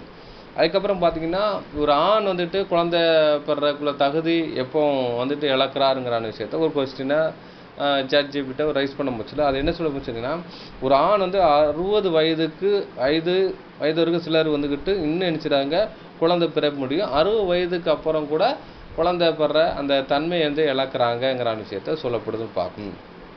இப்போ 60 வயதுன்னு 70 வயதை வச்சுக்கலாம்னு பார்க்கணும். இப்போ வந்துட்டு அபிரகாமுக்கு எத்தனை வயது? 75 வயது. அப்போ பார்த்தீங்கன்னா ஒரு ஃபிசிக்கலாகவும் மெடிக்கல் ரீதியாகவும் அவரால் என்ன பண்ண முடியாதுன்னு பார்த்தீங்கன்னா 75 வயதில் அவருக்கு குழந்தை பெறுற தகுதி இல்லை. அதே மாதிரி சாராளுக்கும் ஃபிசிக்கலாகவும் அவங்களோட மெடிக்கல் ரீதியாகவும் அவங்களால 65 வயதில் அவங்க குழந்தை பெறுற தகுதியை இழந்துடுறாங்கங்கிற விஷயத்த அங்கே வேதம் நமக்கு வந்து இது கொடுது. அது மாதிரி மனிதருடைய காரியமாக இருக்குன்னு பார்க்கணும். சரி, இப்படி சூழ்நிலை இருக்குது. அப்போ பார்த்தீங்கன்னா அவங்க குழந்தைய பெற தகுதியை இழந்திருக்காங்கங்கிற விஷயத்தை அங்கே சொல்லப்படுதுன்னு பார்க்கும். சரி, இப்போ வந்துட்டு சாராளுடைய அவங்களுடைய வந்துட்டு விசுவாச பிரயாணத்தை நம்ம வந்து பார்க்க போகிறோம். அப்போ வந்து அபிரகாம்கிட்ட விசுவாசம் இருக்குது. இப்போ வந்துட்டு அபிரகாம் சாராளுடைய வாழ்க்கை பயணத்தையும் அவருடைய சாராளுடைய விசுவாச பிரயாணத்தையும் நம்ம வந்து பார்க்கலாம். அதை படித்தா தான் நம்ம புரியுன்னு பார்க்கணும். படிச்சிடலாம். ஆதியாகமம் 15ஆம் அதிகாரம் 2 முதல் 6 வசனம் வரைக்கும் நம்ம படிச்சிடலாம். ஆதியாகமம் அதிகாரம் 15 வசனங்கள் 2 முதல் 6 வரை. அதற்கு ஆபிராம், கர்த்தராகிய ஆண்டவரே, அடியனுக்கு என்ன தருவீர்? நான் பிள்ளை இல்லாமல் இருக்கிறேனே. தமஸ்கு ஊரானாகிய இந்த எலியேசர் என் வீட்டு விசாரணை கர்த்தனாய் இருக்கிறானே என்றான். பின்னும் ஆபிராம், தேவரீர் எனக்கு புத்திர சந்தானம் அருளவில்லை. இதோ என் வீட்டிலே பிறந்த பிள்ளை எனக்கு சுதந்திரவாளியாய் இருக்கிறான் என்றான். அப்பொழுது கர்த்தருடைய வார்த்தை அவனுக்கு உண்டாகி, இவன் உனக்கு சுதந்திரவாளி அல்ல, உன் கர்ப்ப பிறப்பாய் இருப்பவனே உனக்கு சுதந்திரவாளியாவான் என்று சொல்லி அவர் அவனை வெளியே அழைத்து, நீ வானத்தை அண்ணாந்து பார், நட்சத்திரங்களை எண்ண உன்னாலே கூடுமானால் அவைகளை எண்ணு என்று சொல்லி பின்பு அவனை நோக்கி, உன் சந்ததி இவ்வண்ணமாய் இருக்கும் என்றார். அவன் கர்த்தரை விசுவாசித்தான். அதை அவர் அவனுக்கு நீதியாக எண்ணினார். இப்போ பார்த்தீங்கன்னா அவர் வந்துட்டு கானான் தேசத்துக்குள்ள வந்துடுறாரு. வந்ததுக்கப்புறம் அவர்கிட்ட கேட்குறாரு. அப்போ பார்த்தீங்கன்னா இங்கே வந்துட்டு ஆதியாகமம் 13ஆம் அதிகாரத்தில் நீங்கள் படிச்சிங்கன்னா அப்போ என்ன பண்ண அபிரகாம் கானான் தேசத்தில் குடியிருந்தான் அப்படின்னு சொல்லி சொல்லப்பட்டிருக்கு. அப்போ வந்துட்டு என்ன சொல்கிறாருன்னு 17ஆம் வசனத்தை படிச்சிங்கன்னா 16ஆம் வசனம் படிச்சிங்கன்னா அவர் சொல்லுவார். 15ஆம் வசனம் படிச்சிங்கன்னா, நீ பார்க்குற இந்த பூமி முழுவதையும் நான் உனக்கு இந்த சந்ததிக்கு என்றென்றைக்கு இருக்கும்படி கொடுக்குறேன்னு சொல்கிறாரு. 16ஆம் வசனம் படிச்சிங்கன்னா, உன் சந்ததியை பூமியின் தூளை போலவும் பெருக பண்ணுவேன், ஒருவனும் பூமியின் தூளை எண்ணக்கூடுமானால் உன் சந்ததி எண்ணப்படும் சொல்கிறாரு. 17ஆம் வசனத்தை படிச்சிங்கன்னா, நீ எழுந்து தேசத்தின் நீளத்தையும் அகலத்தையும் எம்மட்டோ அம்மட்டும் நடந்து திரி, உனக்கு இது தருவேன் என்றார். அபிரகாம் வந்துட்டு அப்பொழுது அபிரகாம் கூடாரத்தை பெயர்ந்து கொண்டு போய் எப்ரோனில் இருக்கும் மெமரி என்ற சமபூமியிலே சேர்ந்து குடியிருந்து அங்கேயே கர்த்தருக்கு ஒரு பலிபீடத்தை கட்டினான் என்று சொல்லப்படுது. இப்போ வந்துட்டு 13ஆம் அதிகாரத்தை படித்தோம். அதுக்கப்புறம் 14ஆம் அதிகாரத்தில் அந்த லோத்துக்கு அந்த நடக்கிற ஒரு இன்சிடென்ட் நடக்கும், அந்த யுத்தம் அந்த விஷயம் நடக்கும். அதுக்கப்புறம் தான் 15ஆம் வசனத்தில் வந்துக்கிட்டு சொல்கிறாரு பார்க்கணும். நான் தேசத்தில் வந்துட்டேன், நீ குழந்தை கொடுப்பேன்னு சொன்னீங்களே, வந்துட்டேனே அப்படின்னு சொல்ல முடியல. அந்த குழந்தை யார்? எலியேசர் என்கிட்ட இருக்கிறாரு, அவருடைய பிள்ளையில் வர சந்ததி வருமா அப்படிங்கிற சேர்த்து சொல்கிறாரு. இல்லை, உன்னோட கர்ப்ப பிறப்பில் தான் வருங்கிற சேர்த்து அவர் சொல்கிறாரு. சொல்ல முடிச்சு பார்த்தீங்கன்னா அவர் காமிச்சு அவருக்கு வந்துட்டு வானத்து நட்சத்திரத்தை காமிக்கிறாரு. இது இரவு டைமில் இருக்க வானத்து நட்சத்திரம் வந்து நீ என்ன கொடுமான எண்ணு, இதே மாதிரி ஒரு சந்ததி எண்ணுவேன்னு சொல்கிறாரு. சொல்ல முடிச்சு அவன் கர்த்தரை விசுவாசித்தான் அவனுக்கு நீதியானப்பட்டது. அப்போவே அவருக்கு விசுவாசம் இருக்குது அப்படின்னு பார்த்தீங்கன்னா, எப்போ விசுவாசம் இருக்குங்கிற விஷயத்தை படிக்க முடிச்சு பார்த்தீங்கன்னா 7ஆம் வசனத்தை படிச்சிங்கன்னா, பின்பு அவர் அவனை நோக்கி, இந்த தேசத்தை உனக்கு சுதந்திரமாக கொடுக்கும் பொருட்டு உன்னை ஊர் என்கின்ற கல்தேயர் தேசத்துடைய பட்டணத்திலிருந்து அழைத்து வந்த கர்த்தர் நானே என்கிற விஷயத்தை அவர் சொல்றான்னு பார்க்கும். அதற்கு அவன், கர்த்தராகிய ஆண்டவரே, நான் இதை சுதந்தித்துக் கொள்வேன் என்று எதனால் அறிவேன்னு சொல்லிட்டு சொல்றாரு. அதுக்கப்புறம் அந்த பலியெல்லாம் செலுத்துறான்னு பார்க்கும். அப்போ நினைச்சுதான் பார்த்தீங்கன்னா அங்கே நீதி எண்ணப்பட்டிருக்குன்னு சொல்றாரு. அப்போ கானான் தேசத்தை அவர் என்ன சொல்றாருன்னா, அவர் மெசொப்பொத்தேமியா அந்த அந்த கல்தேயர் பட்டணத்துலேருந்து வெளியே வரும் சொல்லி அவருக்கு விசுவாசம் இருக்குது. அதை தான் தேவனே அவருக்கு நினைப்பட்டார் பார்க்கும். ஆனால் அவர் விசுவாசித்தா நீதி எண்ணப்பட்டன்ட்டு இருக்கு. அப்போ எப்போ நீதி எண்ணப்பட்டிருக்காருன்னா, அவர் அந்த 75 வயது அந்த காலகட்டத்திலே நினைச்சாரு. அவர் வந்துட்டு என்ன பண்ணுற பார்த்தீங்கன்னா அவர் விசுவாசிக்கிறான்னு பார்க்கும். அப்போ அங்கே 100 வயதுன்னு சொல்ல பார்த்தீங்கன்னா அங்கே யாருன்னா சாராளுடைய அந்த காரியங்களை தான் அவர் சொல்லப்படுதுன்னு பார்க்கும். அதை கூட பின்னாடி பார்க்கலாம்.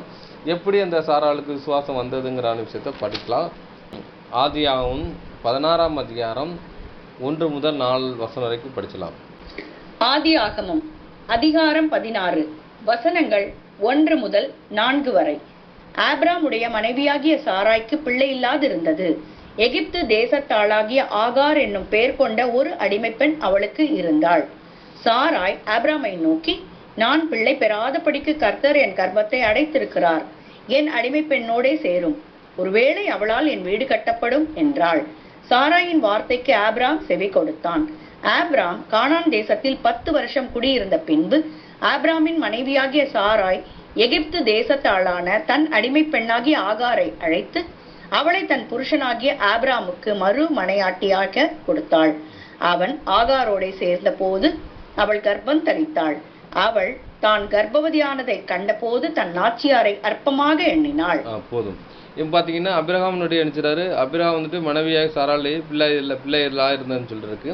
அப்போ எகிப்து தேசத்தாகி ஆகார் என்ற பெருவுள்ள ஒரு அடிமை பெண் தான் சொல்லப்பட்டிருக்கு. என்னன்னா அதுக்கப்புறம் என்ன சொல்றாருன்னா, சாராயில் அபிரகாமை நோக்கி, நான் பிள்ளை பெறாதபடி கர்த்தர் இன்னும் கற்பத்தை அடைச்சிருக்கிறான் இருக்கு. இப்போ இவங்கள்ட்ட என்ன இருக்கு? அவிசுவாசம் இருக்கு. கற்பத்தை அடைச்சிருக்கிறாங்கிற ஒரு வார்த்தை சொல்றாங்க. என் அடிமை பெண்ணோடு சேரும், ஒருவேளை அவரால் வீடு கட்டப்படும் என்றார் என்று அபிரகாம் செவி கொடுத்தான் இருக்கு. அபிரகாம் என்ன பண்ணியிருக்காருன்னா, உன்னால தான் வந்துட்டு என்ன பண்ண பார்த்தீங்கன்னா வந்துட்டு நம்ம 2 பேர் சேர்ந்த நம்ம கற்ப பிறப்பு தான் குழந்தை பிறகுன்னு சொல்லி தேவன் வாக்குத்தத்தம் பண்ணியிருக்கா. நான் விசுவாசிக்கிறேன். நீனு எனக்கு ஒத்துழைப்பு கொடுத்தா தான் அந்த குழந்தை நம்ம பெற முடியுங்கிற விஷயத்த அவர் சொல்றாரு. ஆனால் அவங்க சாரால் என்ன சொல்றாங்கன்னா, என் கற்பம் அடைக்கப்பட்டிருக்குங்கிற விஷயத்த அவர் சொல்றாரு. ஆனால் வந்துட்டு ஃபிசிக்கலாகவும் மெடிக்கல் ரீதியாகவும் அவருக்கு 75 வயது ஆகிட்டு, இப்போ 10 வருஷம் ஆகிட்டு. அப்போ 75 எத்தனை 85 வயது ஆகிட்டு. அப்போ இவங்க சாத்தியமே இல்லை. ஆனால் என்ன எப்போ விசுவாசிச்சிருக்காருன்னா, அந்த 75 வயதுக்கு அந்த டைமில் நினைச்சிருக்காரு, விசுவாசிச்சிருக்காரு. விசுவாசம் வச்சு அப்பவுமே நினைச்சிடாரு அந்த குழந்தை பெற அந்த குவாலிஃபிகேஷன் இவர் அடைஞ்சிடறான்னு பார்க்கணும். ஆனால் மனைவி நினைச்சிடறாங்க, அவங்களுக்கு விசுவாசம் இல்லை. விசுவாசம் இருந்தால் தான் அந்த குழந்தை பெற முடியும். அவங்க கற்பத்தை அடைஞ்சிருக்காங்கிறதான அவங்களுக்கு என்ன அவங்களுக்கு எப்பவுமே இருக்குது. இவங்க வாயாளின்னு சொல்லிடுறாங்க. சொன்னனால என்ன செய்கிறாங்க பார்த்தீங்கன்னா, அவங்களுக்கு சாராளுக்கும் அவங்களுக்கு விசுவாசம் இல்லைன்னு பார்க்கும். அபிரகாமுக்கு விசுவாசம் இருக்குது. ஏன்னா ஃபிசிக்கல் ரீதியாக மெடிக்கல் ரீதியாக அவர் வந்துட்டு கிடையாது. ஆனாலும் அவர் விசுவாசித்து அவருக்கு வந்துட்டு எல்லாம் கூடுன்னு சொன்னதுனால அதுக்கு வயது மூப்போ எதுவுமே அவனுக்கு பிரச்சனை இல்லை. ஆனால் அவருக்கு வந்துட்டு ஸ்லாக்கித தேவன் கொடுத்துறாரு. இப்போ வந்துட்டு அந்த அடிமை பெண்ணோட சேர்றாரு. அவருக்கு என்ன பண்ணுறாரு பார்த்தீங்கன்னா, குழந்தை பெறாரு. இந்த அடிமை பெண்ணை எப்படி தான் கொடுக்குறான்னு பார்த்தீங்கன்னா, இப்போ வந்துட்டு யாக்கோப்பு வந்துட்டு பார்த்தீங்கன்னா, யாக்கோப்பு வந்துட்டு என்ன பண்ணுவாங்க பார்த்தீங்கன்னா, பில்கால் சில்பாலா கூட அடிச்சுறாங்க, அவங்களுக்கு கொடுக்காங்க. அப்போ அவங்க யார் பார்த்தீங்கன்னா அடிமை பெண்ணு தான். அவங்க மனைவி கூட அந்த ஸ்தானத்தில் இல்லை. அவங்க வந்து வேலைக்காரியை பிள்ளை பெறதுக்காக ஒரு ஆடைய தாயாக தான் கொடுக்காங்க. ஆனால் இதில் என்ன நடக்கும் பார்த்தீங்கன்னா, இந்த ஆகார் வந்துட்டு பார்த்தீங்கன்னா அவங்களுக்கு ஒரு மனைவியாட்டி, அதாவது மனைவிங்கிற ஸ்தானம் கொடுத்து நீங்கள் இருக்கட்டும், மனைவியை ஸ்தானம் கொடுத்து இடப்பட்ட மறுமனையாட்டிங்கிற அனுசரிச்சு இருக்கு. அந்த மறுமனையாட்டின்னு யாராவது சொல்ல முடிச்சு பார்த்தீங்கன்னா, கேத்துரால கூட மறுமனையாட்டின்னு இருக்கு. மனைவிங்கிற ஸ்தானத்தை கொடுத்து தான் அவங்களுக்கு இது பண்ணுறாங்க பார்க்கும். சரி நீங்களே இவர் குடும்பம் நடத்துக்குன்னு சொல்லி கொடுக்குறாங்க. அவன் என்ன பண்ணுறா பார்த்தீங்கன்னா, கற்பம் தெரித்து போடுறாரு. கற்பம் தெரித்த போது தனது நாச்சியார் அற்பமாக எண்ணினான் இருக்கு. அப்போ பார்த்தீங்கன்னா அப்போ என்ன பண்ணுறாருன்னா, அப்போ அபிரகாமுக்கு குழந்தை பெறறதுக்கு இந்த தகுதி இருக்குது, ஒன்றை தான் இல்லைங்கிறான விஷயத்த அந்த ஆகார் வந்து இது பண்ணி அற்பமாக என்ற அப்படின்னு பார்க்கலாம். இப்போ அந்த அந்த என்னென்னா, அந்த ஆகாரம் வந்துட்டு அற்பமாக என்ற விஷயம் என்னென்னா, இந்த உலகமே என்ன செஞ்சுருக்கும், அவங்கள அற்பமாக எண்ணிருக்கும். அப்போ அபிரகாம்கிட்ட எந்த ஃபால்ட் இல்லை, யார்கிட்ட தான் இருக்குது, இந்த சாரல் அம்மாட்ட தான் இருக்குங்கிறான விஷயத்த தான் அங்கே வந்துட்டு அந்த உலகம் பார்த்துருக்கோம். அவங்க சுற்று வட்டாரத்தை தான் நினச்சிப்பாங்கன்னு பார்க்கும். அப்போ வந்துட்டு அவங்கள்ட்ட என்ன இல்லைன்னு பார்த்தீங்கன்னா, விசுவாசம் இல்லை. விசுவாசம் இருந்தது தான் கண்டிப்பான முறையில் அவர் பெற்றுக்கொள்வார்.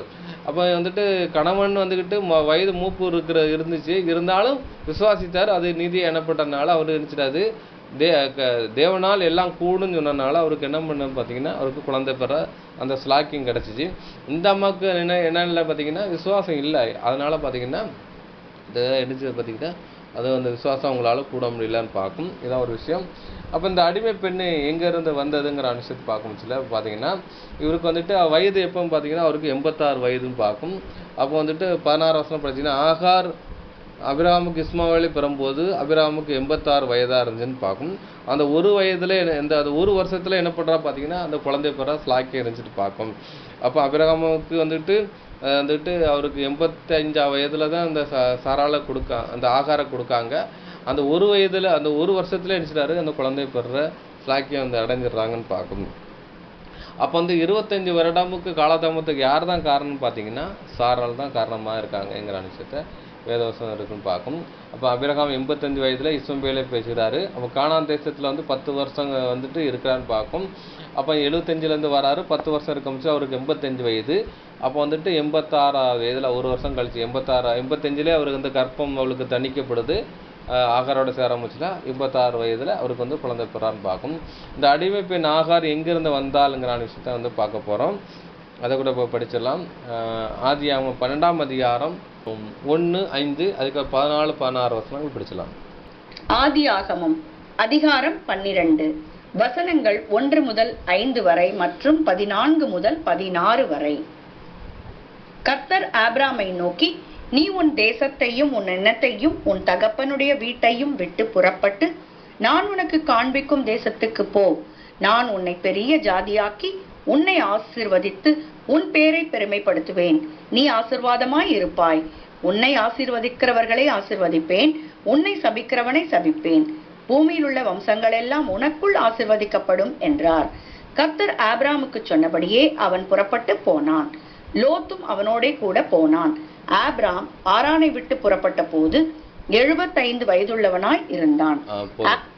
பார்த்தீங்கன்னா அவர் அபிரகாம் வந்துக்கிட்டு அவர் அழைக்கிறாரு, ஊருங்கிறத கல்தேறப்பட்டது அடிக்கிறாரு. அந்த மெசொப்பொத்தாமியிலேருந்து வெளியே வராரு. அப்பன்னு சொல்றாரு, உன்னை பெரிய ஜாதியாக்குறேன், உன்னை ஆசீர்வதிப்பேன், உன் பேரை பெருமைப்படுத்த நீ ஆசீர்வாதம் இருப்பான்றாரு.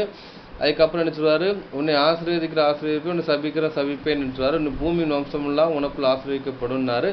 கர்த்தர் அபிரகாம் சொன்னபடி அவன் புறப்பட்டான் இருக்கார். அபிரகாம் ஆரானை விட்டு புறப்படும் போது 75 வயதாக இருந்தான் இருக்கும். அப்போ எதன் அடிப்படையில் அவர் புறப்பட்டு போறாருன்னா அவர் கொடுக்கறதான ஆசீர்வாதத்தின் அடிப்படையிலையும் அவனை பெரிய ஜாதியாக்குவேன்னாரு. பெரிய ஜாதியாக்கன்னா இப்படி ஈசாக்கு மூலமாக தான் அந்த பெரிய ஜாதி வரும் அவன் பார்க்கும். அப்போ அந்த பிள்ளை பெருங்கிறான விஷயத்தை தான் அவர் நினச்சி தான் தேசத்தை விட்டு நினைச்சிடாரு வெளியே போறாருங்கிற விஷயத்தை அங்கே சொல்லப்படுது. இதுதான் அப்போஸ்தலர் 7:2 கூட அங்கே சொல்லப்பட்டிருக்குன்னு பார்க்கும். 14 15 வரை படிச்சிடலாம். ஆபிராம் தன் மனைவியாகிய சாராயையும் தன் சகோதரனுடைய குமாரனாகிய லோத்தையும் தாங்கள் சம்பாதித்திருந்த தங்கள் சம்பத்தெல்லாவற்றையும் ஆரானிலே சவதரித்த ஜனங்களையும் கூட்டிக் கொண்டு அவர்கள் கானான் தேசத்துக்கு புறப்பட்டு போய் கானான் தேசத்திலே சேர்ந்தார்கள். ஆபிராம் எகிப்திலே வந்தபோது எகிப்தியர் அந்த ஸ்திரீயை மிகுந்த அழகுள்ளவள் என்று கண்டார்கள். பார்வோனுடைய பிரபுக்களும் அவளை கண்டு பார்வோனுக்கு முன்பாக அவளை புகழ்ந்தார்கள். அப்பொழுது அந்த ஸ்திரீ பார்வோனுடைய அரமனைக்கு கொண்டு போகப்பட்டாள். அவள் நிமித்தம் அவன் ஆபிராமுக்கு தயை பாராட்டினான். அவனுக்கு ஆடு மாடுகளும் கழுதைகளும் வேலைக்காரரும் வேலைக்காரிகளும் கோழிகை கழுதைகளும் ஒட்டகங்களும் கிடைத்தது. இப்போ வந்துட்டு அபிரகாம் வந்துட்டு அவர் வந்துட்டு அந்த மெசொப்பொத்தாமிய தேசத்தை ஆரானை விட்டு வெளிவந்து கானான் தேசத்தில் போகிறாரு. அங்கே பஞ்சமாக இருக்குனால அது எகிப்துக்கு போகிறாரு. அப்போ எகிப்துக்கு போனதுக்கப்புறம் அந்த இவங்களோட அழகை கண்டு நினச்சினா பார்த்தீங்கன்னா அவருடைய அந்த தேசத்தார் என்ன பார்வோன்கிட்ட போய் சொல்கிறாங்க அந்த அழகுள்ள ஸ்ரீன்னு சொல்லி. அப்போ என்ன செய்யலாம் பார்த்தீங்கன்னா இந்த சாரால் அங்கே கொண்டு போகிறாங்க. தேவனால் எச்சரிக்கப்பட்டு என்ன பண்ணுறா பார்த்தீங்கன்னா திரும்பி அனுப்பப்படுறாங்க. அனுப்பப்படமுச்சில தான் அங்கே எகிப்திலிருந்து வந்தவங்க தான் யாரும் பார்த்தீங்கன்னா இந்த ஆகாரம் பார்க்குறோம். அப்போ பார்த்தீங்கன்னா தேவன் வந்துக்கிட்டு இந்த ஆகாரம் கொண்டு வந்தது யாரும் பார்த்தீங்கன்னா தேவன் தான். தேவன் திட்டத்தில் என்ன செய்றாரு, கொண்டு போகிறாரு.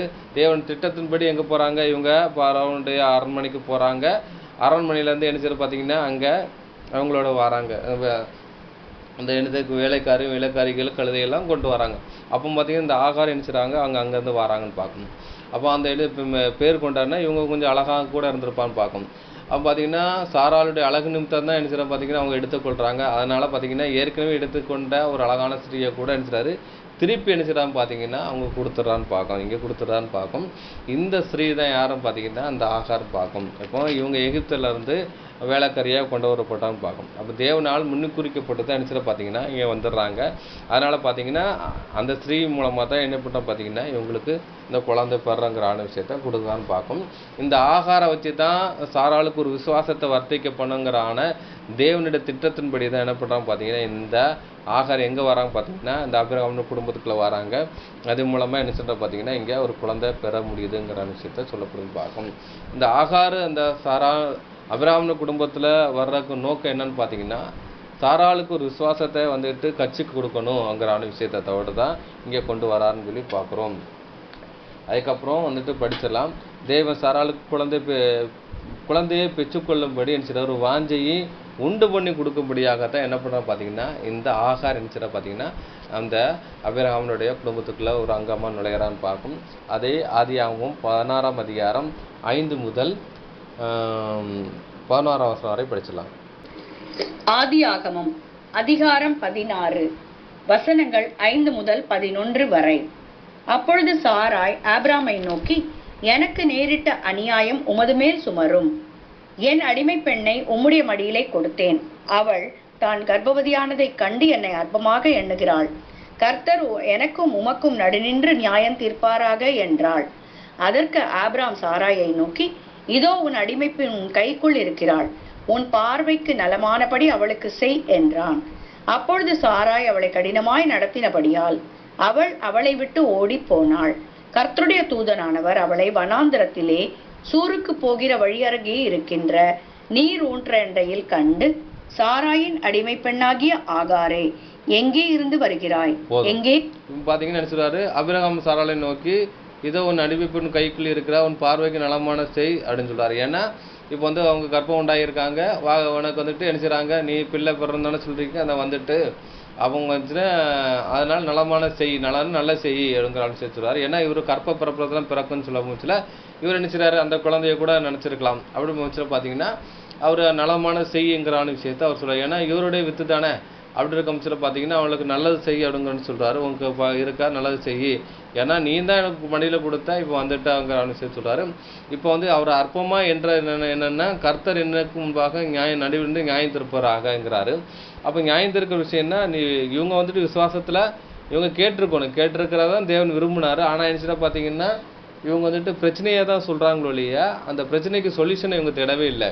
இப்போ வந்துட்டு இந்த கணவனார் வந்து குழந்தை பெற ஸ்லாக்கியம் இல்லை, ஆனால் அந்த ஸ்லாக்கியத்தை பெற்று கொண்டாரு.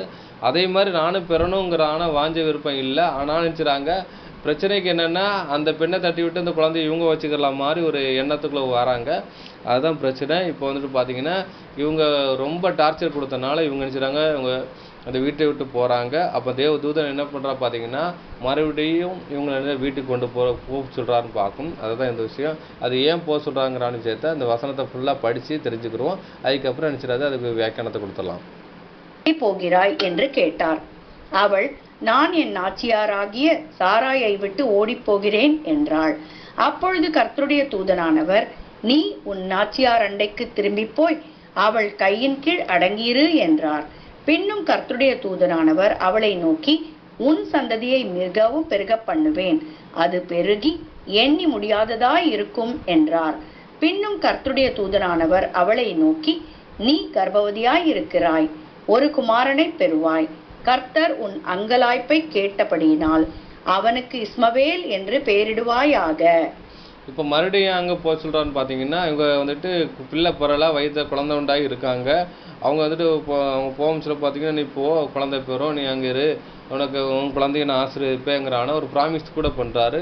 அவங்க சொல்லி கேட்டுச்சுறாங்க பார்த்தீங்கன்னா அங்கே இருக்கான்னு பார்க்குறோம். ஏன் அங்கே கொண்டு போகிறான்னு பார்த்தீங்கன்னா அவர் வந்து எத்தனை வயசு வரை இருக்காருன்னா அவர் வந்துட்டு அந்த பையன் 16 வருஷம் கூட என்ன பண்ணுறா பார்த்தீங்கன்னா அவர் கூட இருக்கான்னு பார்க்கணும். இந்த 16 வருஷம் என்ன பண்ணுறா பார்த்தீங்கன்னா அங்கே ஒரு விசுவாசத்தை அனுப்பிச்சிட்டாரு, வர்த்திக்க பண்ணுறாருங்கிற விஷயத்தை அங்கே சொல்லப்படுதுன்னு பார்க்கணும். அப்போ 16 வருஷம்னா இங்கே என்னது, இங்கே ஒரு ஆதியாகமம் 17 25 படிக்கும்போது பார்த்தீங்கன்னா அவனுடைய குமார இஸ்மவேல் நுனித்தல் மாம்சம் விருத்தசேதனம் பண்ணப்பட்ட போது அவன் 13 வயதாக இருந்தான்ங்கிற விஷயத்தை அங்கே சொல்லப்படுதுன்னு பார்க்குறோம். அவருக்கு 86 வயதில் பிறக்கிறாரு. இங்கே 13ங்கிற விஷயம் பார்த்தீங்கன்னா அவர் 99, அப்போ வந்துட்டு பார்த்தீங்கன்னா ஆபிரகாமுக்கு 99 வயதாக இருக்கும் போச்சுலன்னு பார்க்குறோம். அப்போ 100 வயதில் என்ன பண்ணுறாரு பார்த்தீங்கன்னா அவர் ஈசாக்கு பிறக்கிறார். அதுக்கப்புறம் தான் அவர் வீட்டை விட்டு வெளியே போகிறான்னு பார்க்கும். அவர் பால் குடி மறந்ததுக்கு அப்புறம்ன்றது ஒரு 5 வயது கிட்டத்தட்ட அவர் வீட்டில் என்ன பண்ணுறாரு பார்த்தீங்கன்னா கிட்டத்தட்ட 18 அந்த 20 வயசுக்கிட்ட இருந்திருக்கணும். ஒரு 18 வயசுக்கு அப்புறம் தான் நினச்சிட்டாரு வீட்டை விட்டு வெளியே போகிறான்னு பார்க்கும். அந்த 18 வயது வரைக்கும் அனுப்புறாரு, விசுவாசத்தை கற்பிக்கிறார். அதுக்கப்புறம் பார்த்தீங்கன்னா அந்த 13 வயது வரைக்கும் என்ன பண்ணுறாரு பார்த்தீங்கன்னா அதுக்கு 18 வயது வரை அவர் அங்கே இருக்கிறாரு அவர் குடும்பத்தோட. ஆனால் 13 வயது வரைக்கும் ஏன்னா அந்த பிள்ளை பிறகு முன்னாடி வரைக்கும் அங்கே வச்சிருக்கிறாரு. அப்படி பார்க்கும்போது ஏன் என்ன வச்சிருக்காருன்னா அந்த விசுவாசத்தை வர்த்திக்கும் பண்ணும்படியாக தான் வரைக்கிறாரு.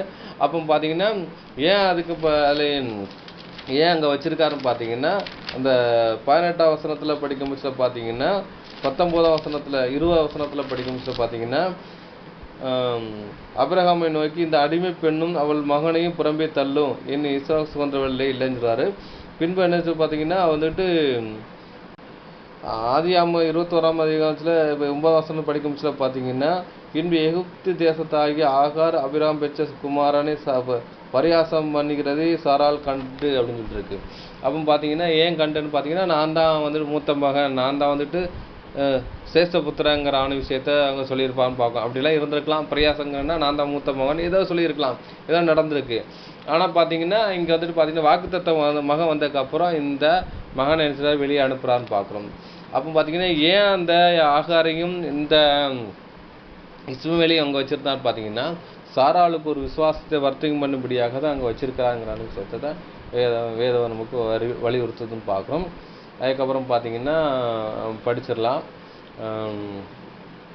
ஆதியாகமம் 17ஆம் அதிகாரம் 1, அதுக்கப்புறம் பார்த்தா 5, அதுக்கப்புறம் பார்த்தீங்கன்னா 16, 18, 21 வசனங்களில் அவரோட 99ஆம் வயசில் தேவன் பேசுகிறாருன்னு பார்க்குறோம். அதை தான் படிக்க போகிறோம். படிச்சிடலாம். ஆதியாகமம் அதிகாரம் 17 வசனங்கள் 1, 5, 16 முதல் 18 மற்றும் 21. ஆபிராம் 99 வயதான போது கர்த்தர் ஆபிராமுக்கு தரிசனமாகி, நான் சர்வ வல்லமையுள்ள தேவன், நீ எனக்கு முன்பாக நடந்து கொண்டு உத்தமனாயிரு. இனி உன் பேர் ஆபிராம் எண்ணப்படாமல் நான் உன்னை திரளான ஜாதிகளுக்கு தகப்பனாக ஏற்படுத்தினபடியால் உன் பேர் ஆபிரகாம் எனப்படும். நான் அவளை ஆசீர்வதித்து அவளாலே உனக்கு ஒரு குமாரனையும் தருவேன். அவள் ஜாதிகளுக்கு தாயாகவும் அவளாலே ஜாதிகளின் ராஜாக்கள் உண்டாகவும் அவளை ஆசீர்வதிப்பேன் என்றார். அப்பொழுது ஆபிரகாம் முகங்குப்புற விழுந்து நகைத்து, 100 வயதானவனுக்கு பிள்ளை பிறக்குமோ, 90 வயதான சாராள் பிள்ளை பெறுவாளோ என்று தன் இருதயத்திலே சொல்லிக்கொண்டு, இஸ்மவேல் உமக்கு முன்பாக பிழைப்பானாக என்று ஆபிரகாம் தேவனிடத்தில் விண்ணப்பம் பண்ணினான். வருகிற வருஷத்தில் குறித்த காலத்திலே சாராள் உனக்கு பெறப்போகிற ஈசாக்கோடே நான் என் உடன்படிக்கையை ஏற்படுத்துவேன் என்றார். அப்போது அவன் பார்த்தீங்கன்னா இங்கே 99ஆம் வயதில் அவர்கிட்ட பேசுகிறாரு. பேசிட்டு சொல்கிறாரு ஒரு நினைச்சாரு இந்த வருகிற வருஷத்துலே அப்படின்னு சொல்லுவார், குறித்த காலத்திலே சொல்கிறாரு. அவன் பார்த்தீங்கன்னா அவன் 99 வருகிற வருஷம்னா அவருடைய அவர் 99 முடிஞ்சு 100ஆம் வயதே அவர் அடிக்க வர்றாரு. அந்த வயதிலே என்ன பண்ணுறாரு பார்த்தீங்கன்னா அவர் 100 வயது, அவருக்கு ஈசாக்கு பிறகு ஒரு 100 வயதுன்னு பார்க்கும். அப்போ என்ன செய்றாரு, அவர் பிள்ளை பெறாருங்கிற விஷயத்தை அங்கே சொல்லப்படுதுன்னு பார்க்கும். இந்த 99ஆவது வயதில் இருக்கும் பட்சத்தில் தான் என்ன பண்ணுறா பார்த்தீங்கன்னா அந்த சாராள்கிட்டையும் பேசுகிறார். இந்த ஆபிரகாம்கிட்ட பேசுகிற மாதிரி இருக்குல்ல, இது சாராள்கிட்டையும் இந்த விஷயத்தை பேசியிருப்பாருன்னு பார்க்கும். அதை கூட நம்ம படிச்சிடலாம். ஆதியாகமம் 18ஆம் அதிகாரம் 9 முதல் 15 வசனம் வரை படிச்சிடலாம். ஆதியாகமம் அதிகாரம் 18 வசனங்கள் 9 முதல் 15 வரை. அவர்கள் அவனை நோக்கி, உன் மனைவி சாராள் எங்கே என்றார்கள். அதோ கூடாரத்தில் இருக்கிறாள் என்றான்.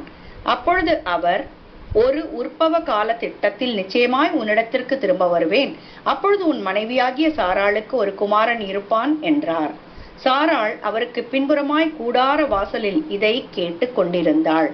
ஆபிரகாமும் சாராளும் வயது சென்று முதிர்ந்தவர்களாய் இருந்தார்கள். ஸ்திரீகளுக்குள்ள வழிபாடு சாராளுக்கு நின்று போயிற்று. ஆகையால் சாராள் தன் உள்ளத்திலே நகைத்து, நான் கிழவியும் என் ஆண்டவன் முதிர்ந்த வயதுள்ள வருமான பின்பு எனக்கு இன்பம் உண்டாயிருக்குமோ என்றாள். அப்பொழுது கர்த்தர் ஆபிரகாமை நோக்கி, சாராள் நகைத்து நான் கிழவியாய் இருக்க பிள்ளை பெறுவது மெய்யோ என்று சொல்வானேன்? கர்த்தரால் ஆகாத காரியம் உண்டோ? உற்பவ கால திட்டத்தில் உன்னிடத்திற்கு திரும்ப வருவேன். அப்பொழுது சாராளுக்கு ஒரு குமாரன் இருப்பான் என்றார்.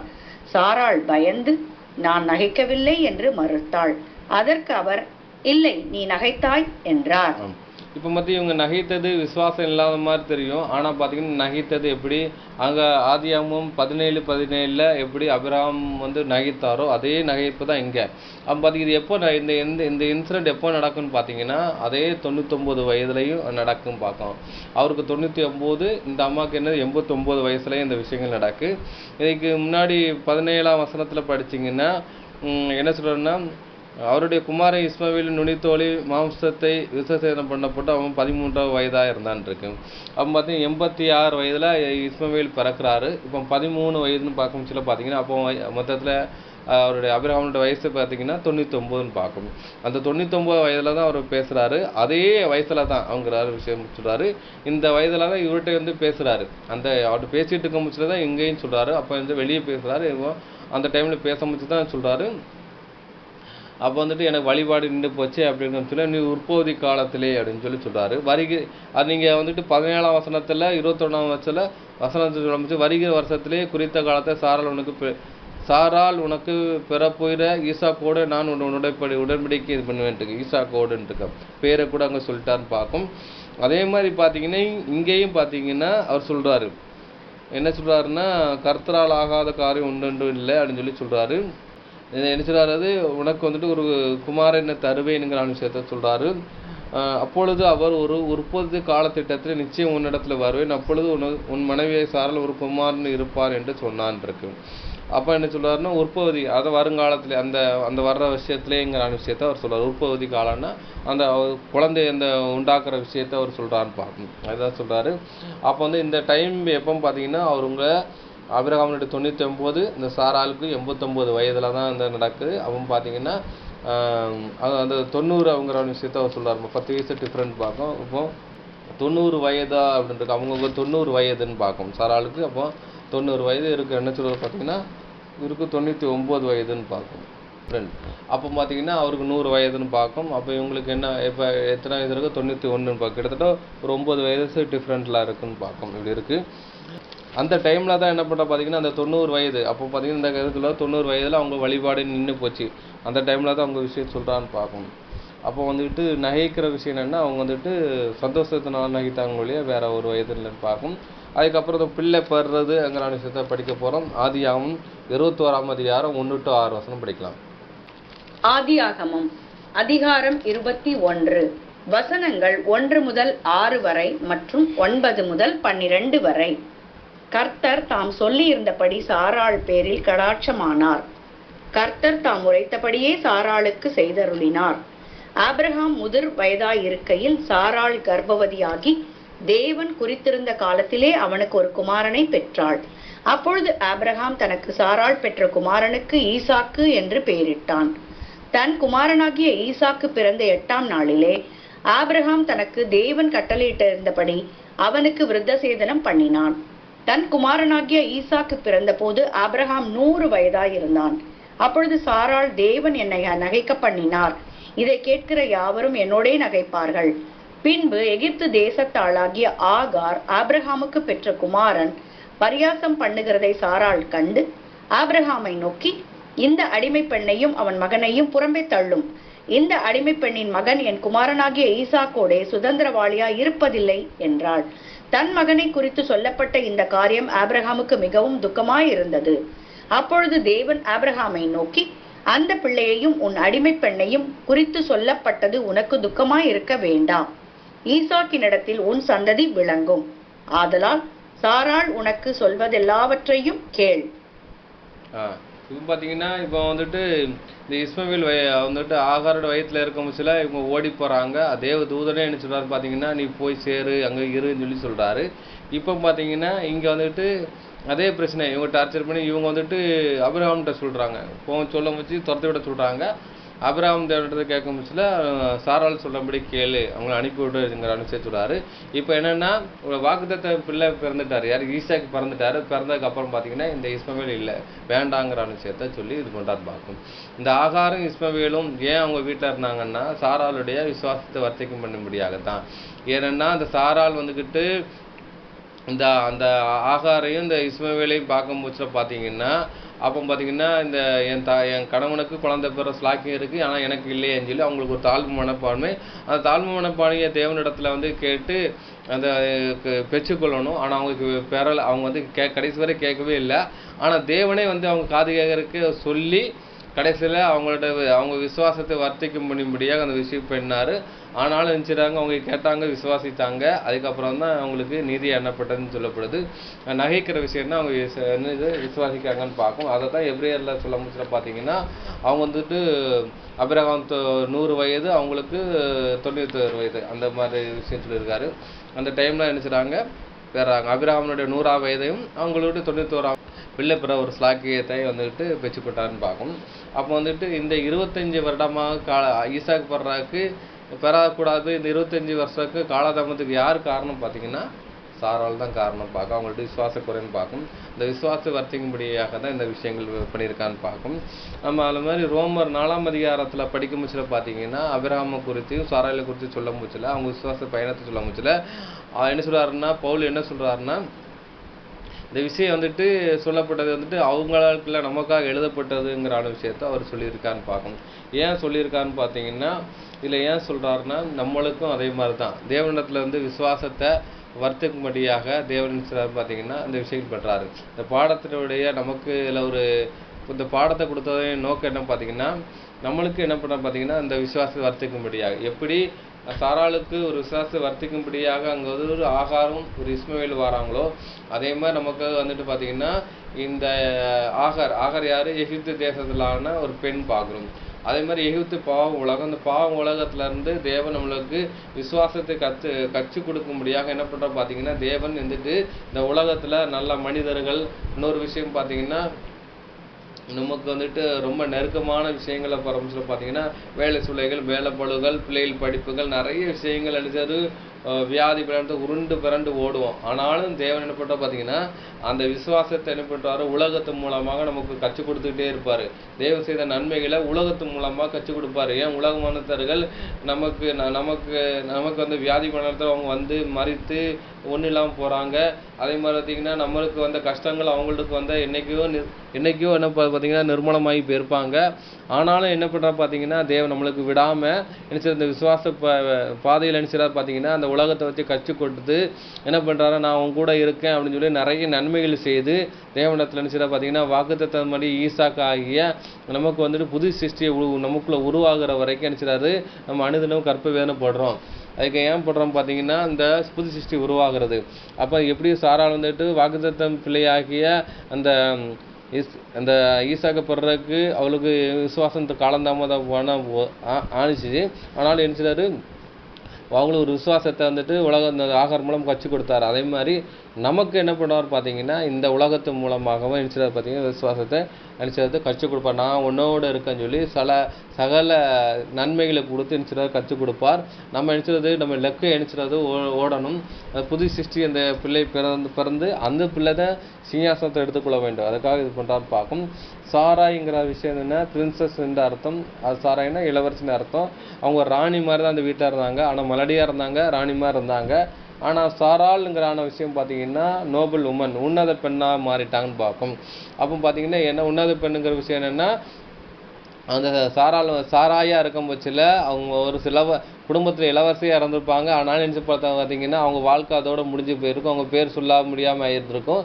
ஆனால் வந்துட்டு பார்த்தீங்கன்னா இங்கே சாராளாக மாறினதுக்கப்புறம் பார்த்தீங்கன்னா அவங்க உன்னத பெண்ணாகிட்டாங்க. அவங்க ஒரு தேசத்துக்கு என்ன பண்ணுறா பார்த்தீங்கன்னா ஒரு தாயாக மாறிட்டாங்கன்னு பார்க்கும். அதனால் சாராளை வந்துக்கிட்டு அவங்க வந்து பின்வெளி சந்ததியார் வந்துக்கிட்டு அவங்க என்ன செய்யறாரு முற்பிதாக்கள் வரிசையில் அவங்க வந்துடுறாங்க பார்க்கும். அவங்க பிள்ளை பெறலாட்டினா சாரால் வந்துட்டு ஒரு இளவரசியை வாழ்ந்து அந்த வீட்டிலேயே அனுப்பிச்சிருப்பாங்க. ஒரு செத்து போயிருப்பாங்க, மறித்து போயிருப்பாங்க. பின்னோடி சந்ததிக்கு சாராள் யாருங்கிறான விஷயத்தை அவங்களுக்கும் தெரியாது, நமக்கும் தெரிஞ்சிருக்காதுன்னு பார்க்குறோம். அந்த வாக்குத்தத்தமாகிய ஈசாக்கை பெறனால ஒரு உன்னத ஒரு ஸ்திரீயாக மாறுறாங்கன்னு பார்க்கும். அதே மாதிரி சாராள் நம்மளுக்கு அடையாளம் படுத்துது. நம்ம வந்துட்டு உன்னதத்துக்கு ஏறி போகிற ஸ்லாக்கியத்தை நம்ம வந்து தேவன் கொடுக்குறார். அதுக்கு ஒரு விசுவாச பயணத்தில் நம்ம மாறும்படியாக பார்க்குறோம். அந்த ஆகாருங்கிற விஷயம் ஃப்ளைட்டுன்னு சொல்லப்பட்டிருக்கு. அது என்ன சிறந்து விமானம் பறந்தல் பறத்தல்னு சொல்லப்பட்டிருக்கு பார்க்கும். அதே மாதிரி பார்த்தீங்கன்னா நமக்கு வந்துட்டு இந்த உலகம் பறந்து போகிற விஷயமா காணப்படுது பார்க்கும். ஆகாரம் மாதிரி நமக்கு இந்த உலகத்தில் நிறைய நம்மளுக்கு கடந்து போகிற ஒரு விஷயங்கள் நடக்கும். நம்மளோட வாழ்க்கை வந்துட்டு கடந்து போகும். அந்த வாழ்க்கையில் நிறைய விஷயங்களை தேவன் நினைச்சுவார், கற்றுக் கொடுப்பார். அதாவது விஷயத்தான் அடையாளப்படுத்துது. அதுக்கப்புறம் பார்த்தீங்கன்னா அபிராம் பார்த்தீங்கன்னா என்ன பார்த்தீங்கன்னா உயர்ந்த தந்தைன்னு அர்த்தம். அபிரகாம் பார்த்தீங்கன்னா ஒரு கூட்டத்தின் தந்தைன்னு பார்க்குறோம். நம்ம வந்துட்டு பார்த்தீங்கன்னா விசுவாசம் இல்லாமல் இருக்கும் பட்சத்தில் பார்த்தீங்கன்னா அந்த வாக்குத்தத்தம்படி ஈசாக்கு படுறதுக்கு முன்னாடி வந்துடுறது அவர் வந்து உயர்ந்த தந்தையாக இருந்தார் அப்படின்னு பார்த்தீங்கன்னா உலகத்தில் அவர் நினைச்சார் ஒரு உயர்ந்த ஒரு மனிதராக அந்த ஒரு தேசத்தில் இருந்தார். ஆனால் வந்துட்டு இந்த ஈசாக்கு பெறா முடியாமல் இருந்தார்னு வைங்களேன், அவர் உயர்ந்த மனிதராக இறந்துருப்பார். ஆனால் சொத்தை அனுப்பிச்சிருப்பாங்க. அவர் சீமனாக இருந்தார். இந்த சொத்தை யார் அனுபவிச்சிருக்கா பார்த்தீங்கன்னா அவருடைய வேலைக்காரர்கள் அனுபவிச்சிருப்பாங்க. அதுக்கப்புறம் பார்த்து இந்த எலியேசர் அவங்க குடும்பத்தை சேர்ந்துருக்கும். அது பின்னாடி அவங்க வேலைக்காரர் எல்லாரும் வந்துட்டுருப்பாங்க. ஆனால் பார்த்தீங்கன்னா இவர் வந்துக்கிட்டு ஒரு அபிரகமாக மாறினதுனால ஒரு கூட்டத்துக்கு தந்தை ஆயிட்டாங்க. அதனால தான் இயேசு கிறிஸ்து வாழ்ந்த காலத்தில் அபிரகாம் எங்களுடைய தந்தை, என் முற்பிதாக்கள், என்னோட பிதாக்கள் சொல்லிக்கிட்டாங்கன்னு பார்க்கும். எது வரைக்கும் சொன்னாங்க பார்த்தீங்கன்னா அவருடைய இயேசு கிறிஸ்து வரைக்கும் நினச்சிட்டாங்க அவங்க சொன்னாங்கன்னு பார்க்கும். அதுக்கு பின்னாடியும் கூட இன்றைக்கும் என்ன சொல்கிறாங்க பார்த்தீங்கன்னா அபிரகாமின் தந்தை என்று சொல்கிறாங்கன்னு பார்க்கும். அப்போ ஒரு கூட்டத்துக்கு என்ன சொல்கிறாங்க பார்த்தீங்கன்னா அவர் ஒரு தந்தையாக மாறுறாருங்கிற விஷயம் சொல்லப்படுதுன்னு பார்க்கும். அதே மாதிரி பார்த்தீங்கன்னா நம்மளும் என்ன பார்த்தீங்கன்னா இந்த அழைப்புக்குள்ளே வரலைன்னா ஒரு என்னென்னா ஒரு குடும்பத்துக்கு தலைவராக ஒரு தந்தையாக இருந்து மறித்து போயிருப்போம். அந்த குடும்பத்துக்கு ஓடி உழைத்து நம்மளுடைய சோர்ஸை நம்ம வந்து காலி பண்ணியிருப்போம். ஆனால் பார்த்தீங்கன்னா நம்ம வந்துட்டு இந்த குடும்பத்துக்கு ஓடாமல் தேவனுடைய திட்டத்துப்படி ஓடி நம்ம என்ன பண்ண போகிறோம் பார்த்தீங்கன்னா இந்த உலகத்துக்கு ஒரு தகப்பனம் மாற போகிறோம். எப்போ ராஜ்யத்தில் மாற போகிறோம். அந்த ஸ்லாக்கியத்தை தேவன் நினைச்சு உண்டு பண்ணிடுறாரு. ஒரு தகப்பன் ஸ்தானத்தில் உயர்றாரு. அதுக்கப்புறம் தான் பார்த்தீங்கன்னா நாளைக்கு நம்ம ஆளுக பணம் வச்சுல நம்ம உற்சார் உணவர்கள் எல்லாரும் ஃப்ரெண்ட்ஸ் எல்லாருமே இது யார் என்னுடைய நண்பன், இது யார் என்னுடைய தகப்பன், இது யார் என்னோட உறவினர் சொல்லி விரலுக்கு சொல்லி கூப்பிட கொண்டே ஒரு சாக்கியம் வரும் பார்க்கும். தகப்பனுங்கிற விஷயம் என்னென்னா ஒரு குடும்பத்தை ஆதரிக்கிற விஷயம். அதே மாதிரி பார்த்தீங்கன்னா நமக்கு ஒரு திரளான கூட்டத்துக்கு ஒரு ஆதரிக்கிற ஒரு விஷயமா தேவன் நினைச்சாரு மாற்றுவார். ஒரு ராஜாக்களும் ஒரு ஆசாரியான மாற்றி நினைச்சாரு ராஜ்யத்தில் ஒரு மேன்மையான ஒரு ஸ்லாக்கியம் கொடுப்பார்னு பார்க்கும். இதுதான் இந்த அபிரகாமுடைய வாழ்க்கை வரலாறுலையும் சாராளுடைய ஒரு விசுவாச பிரயாணத்திலே நாம் கற்றுக்கொண்ட ஒரு பாடமாக இருக்கும் பார்க்கும். இவ்வளோடு பெருமையோடு கேட்டவங்களை தேவன் தாமே ஆசீர்வதிப்பாராக. ஆமென்.